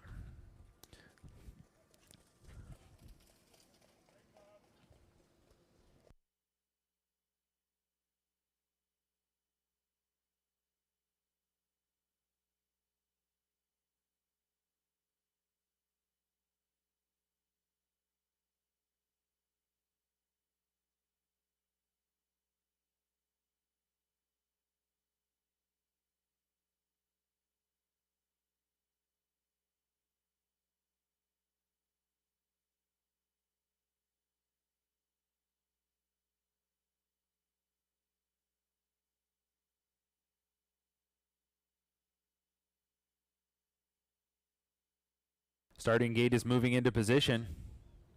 Last call to wager here on race number 11.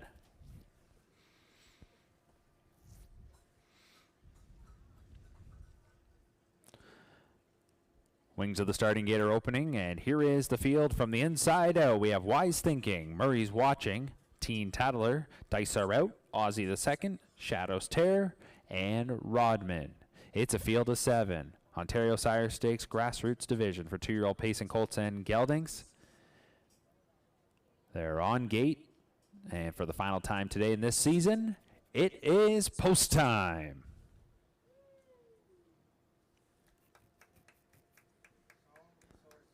Starting gate swings into the stretch. The Pacers are picking up speed, and here they come.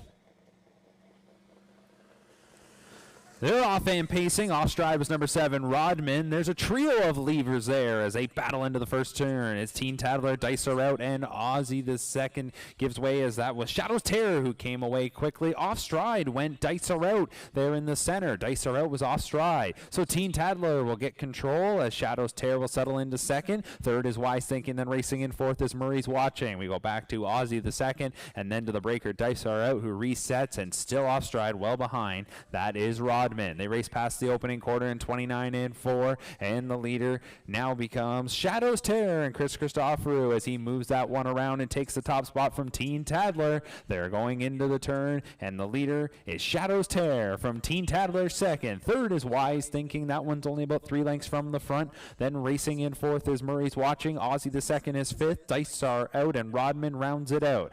Coming past us as they race towards the half. Shadow's Terror and Chris Christoforou lead it by a length and a half.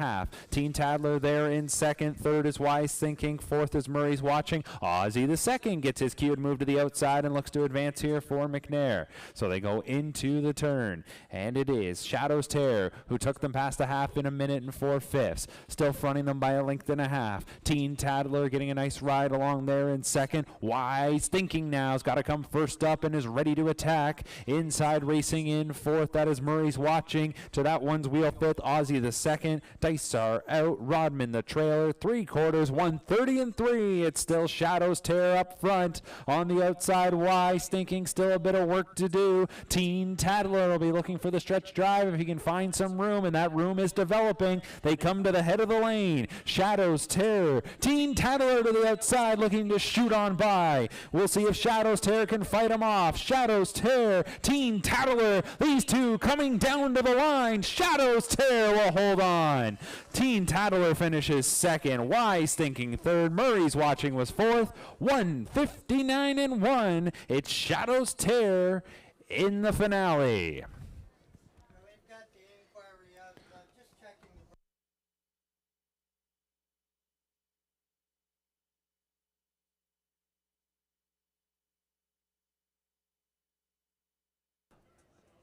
Ladies and gentlemen, please hold all tickets. The inquiry sign has been posted. Judges to review the breakers in that 11th race. Please hold all tickets. Inquiry sign is posted.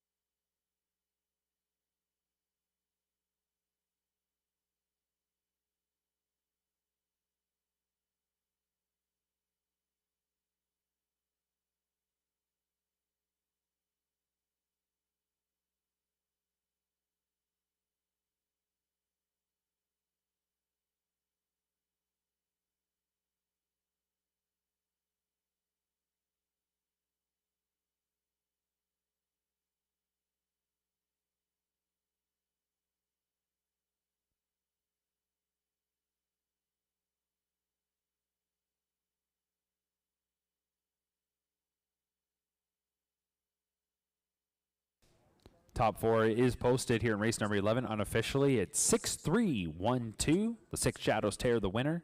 Time of the mile, 159 and 1.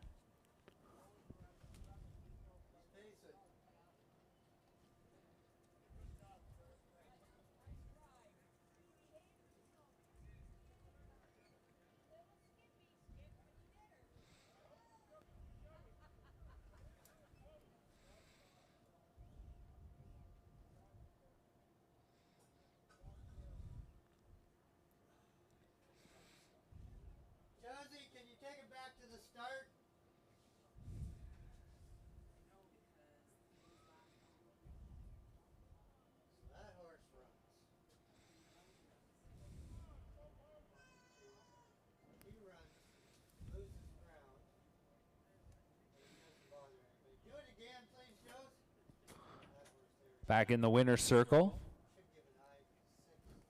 Number 6, Shadow's Tear, 2-year-old colt, son of Shadow Play, out of the Western Tear Mare Cyber Tear, owned by Dr. Ian Moore, RG McGroup Limited. Serge Savard and Frank Cannon. Dr. Ian Moore is the winning trainer, and the winning driver, Chris Christoforou.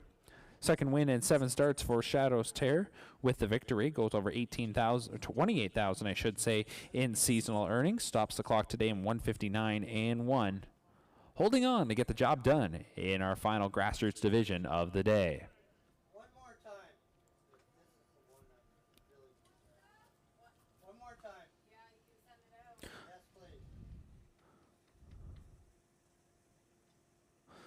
Once again, ladies and gentlemen, please hold all tickets. Inquiry sign is posted. Here's a look at what the judges are reviewing. Taking a look at the breaking horses and that 11th contest.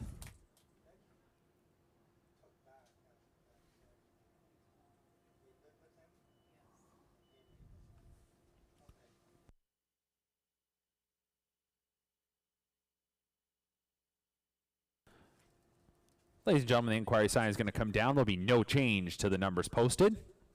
Top 4 will remain 6, 3, 1, 2.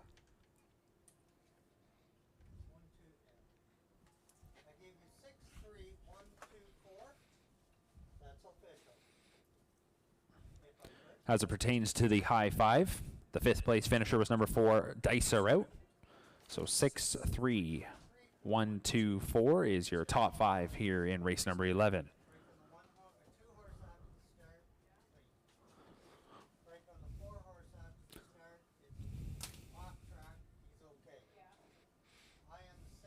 Race 11 is now official. Number 6, Shadow's Tear, returns 580, 340, 220. The 3-Teen Tattler, 250, 370. And the 1 Wise Thinking, 220. $2 Exacta paid $24.20. $1 Try paid $44.90. $2 Late Double paid $5.20. The Pick 3 for $1 paid $28.65. The All Stakes Pick 4, a 20-cent winning ticket, scores for $22.78. And the Super High 5, $1 winning ticket, gets back $284.30. And that'll conclude live racing for this afternoon here at Clinton Raceway and for the 2022 season. Once again, we thank you for your support, whether you're with us today or any day over the season. We hope you enjoyed ourselves, and we really do appreciate your support. Keep your eyes and ears open for the details for next season. You can visit ClintonRaceway.com. That's where the latest information will be posted. On behalf of the staff and management here at Clinton Raceway, this is Mark McKelvey wishing you a good Sunday evening. Enjoy the rest of your Labor Day long weekend.